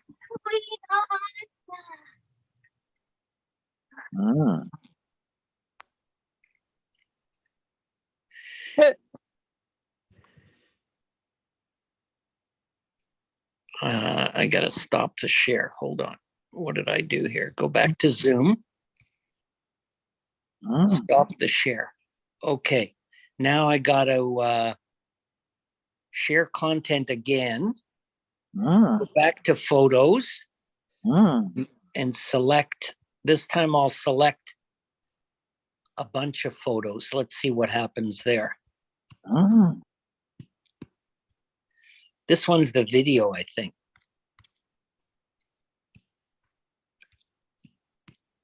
Okay, show selected. I got 23 videos up. Are you hearing me? Yes. Okay, I'm gonna go into done. Now I'm gonna add them. Now it says waiting, waiting, waiting. Yeah. Okay, here we go. Okay, it worked. So here's the snake pit. Is that the snake rodeo? Yeah, that's the snake rodeo with the Ariat Western wear clothing. And Is the that snake handler, Sweetwater? that's Sweetwater. Yep. That's Sweetwater, Texas. Mm. Is the cameraman Joel? It is. Mm. This guy was kind of looking at me because he thought I was from ICE. Mm. He had it. And here's the ammunition table. They got all kinds of ammunition there, and they explained the rules and the laws to me in Texas, how nobody can be prevented from carrying a gun. Yeah, we're working on getting something like that here as well. Well, it's nice to see you're so progressive there. The argument is that an armed society is a polite society. And this is one of the side themes. And here's the table again. I wonder why it worked this time and it didn't work last time. So that we I can think have this Rami, conversation I think now. Rami came and made it work. IT guy Yeah. Rami. And that's Yeah. right. It's Rami's energy. Well, I'm Here- not going to take credit for the energy that was gifted to me. It came from God. Here, do you see the guy with the red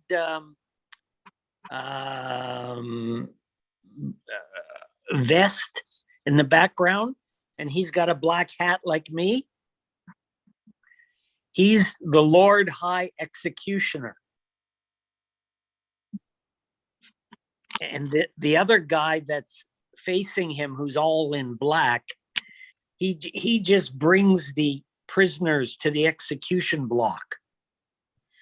And then the Lord High Executioner with the Sweetwater JC crest chops off their heads and puts the heads into another bin. And then they move the remains, the headless snake, to this skinning line. And you can probably see that they have like a special knife or scissors that they puncture the skin, slice it up the middle, and then they peel off the flesh. And the skins go in to be processed. And they got 4 of them doing it all the time. 3 or 4 of them. What do they do with the so the skins? I've seen plenty of snakeskin products. What do they do with the meat of the snake? Some of them cook it. They say it tastes like chicken. They deep fry it like fish and chips. There's another view of it here. When they cut the head off, does the body wiggle around? Yeah, it keeps moving, and the rattler keeps rattling. And there's the unfleshed skin. They roll it up. He's rolling it up, and then they cure it. They call it the tanning pit, I guess. And this, once they get away from the killing and the skinning, they don't have to wear black hats. They can wear brown hats because they're not snake hunters. They're just tanners.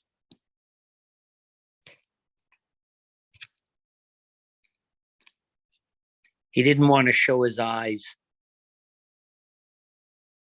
because I think they were red like the devil. Oh, You're embellishing now. I am, but it adds to the story a little bit. Joel. Now here's the chief Skinner. She gets the big skins and peels off the flesh. And the rattler, sometimes the rattles will just fall off. They're not. And you see on the back, they put some blood on their handprints, and it's not a very genteel place without putting too fine a point on it. And there she is in context, and all the people are watching. That's the view of the entrance with the different merchants and different levels. And that's where they explain to you that the snakes generally don't bite humans because they know how much poison they have. And the poison isn't typically enough to kill a larger animal. So they only use the bite and use the venom on critters that they can eat. I guess that's it. That's all I downloaded. All right. Thank you, Joel. Pleasure. Show and tell. Yes. Thank you. That That was went- very nice. That went swell. Especially after Rami arrived. I keep thinking Yeah. what it would be like if giant creatures were picking us up and chopping off our heads and hanging us up by our Well, ankle and skinning us maybe- and making a whole ritual exhibition of the process. Maybe Well, they it would, do it would be that. okay if they had red vests on, because then we'd know what was going on, because they have the red vest with the Sweetwater JC emblem on it. Well, maybe that's already happening to us, but we're not aware of it because it happens to us in a way that's not recognizable physically based on what we see outside of us, like what happened to the snakes. Yeah, our environment is, I mean, for the snakes, it's the scrub, the wood, the desert, but and we're in our normal environment all the time. It'd be hard to imagine being brought into such a foreign place as a human structure. Well, there may be some other structure where we're brought into, and that's how we come to our end. I still don't know what Rami did to make the video work. Curb your enthusiasm. Don't worry about it. You think it's random?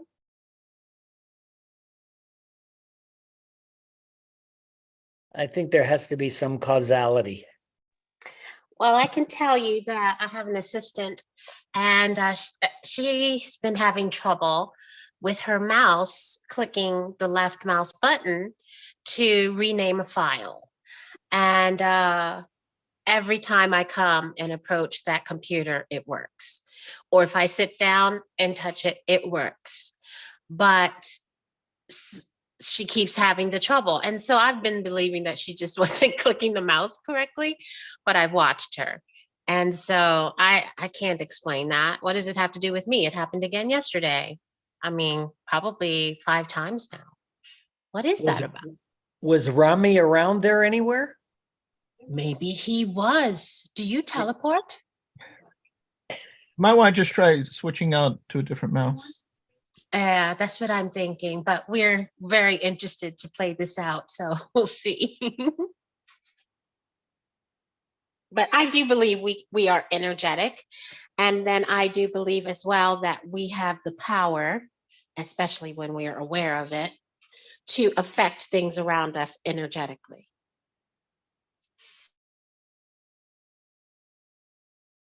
Well, I'm out.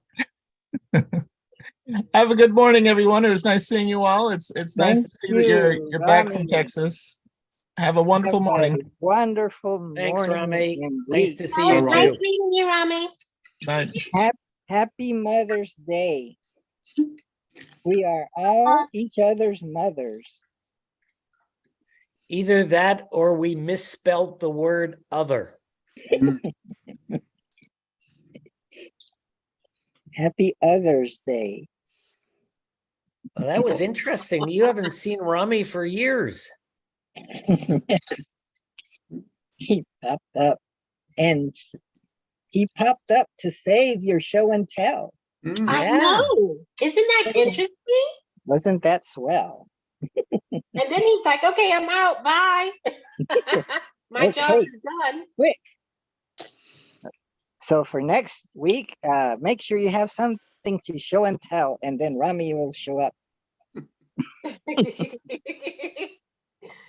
Well, I know my wife tells me about it because she does a lot of studying astrology and all that stuff.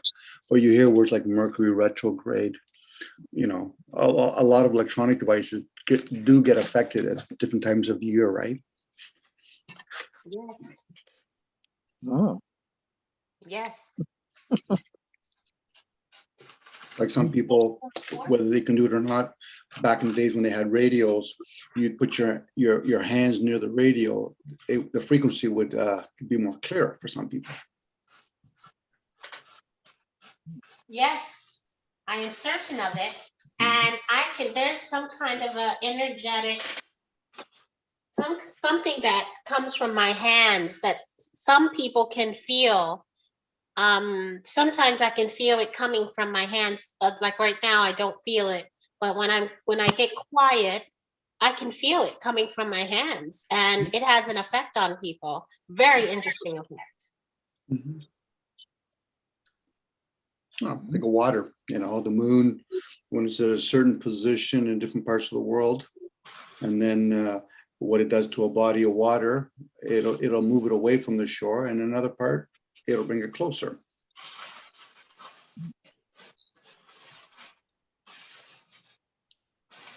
Okay, guys, this has been fun. I'm glad we've resolved all the other issues.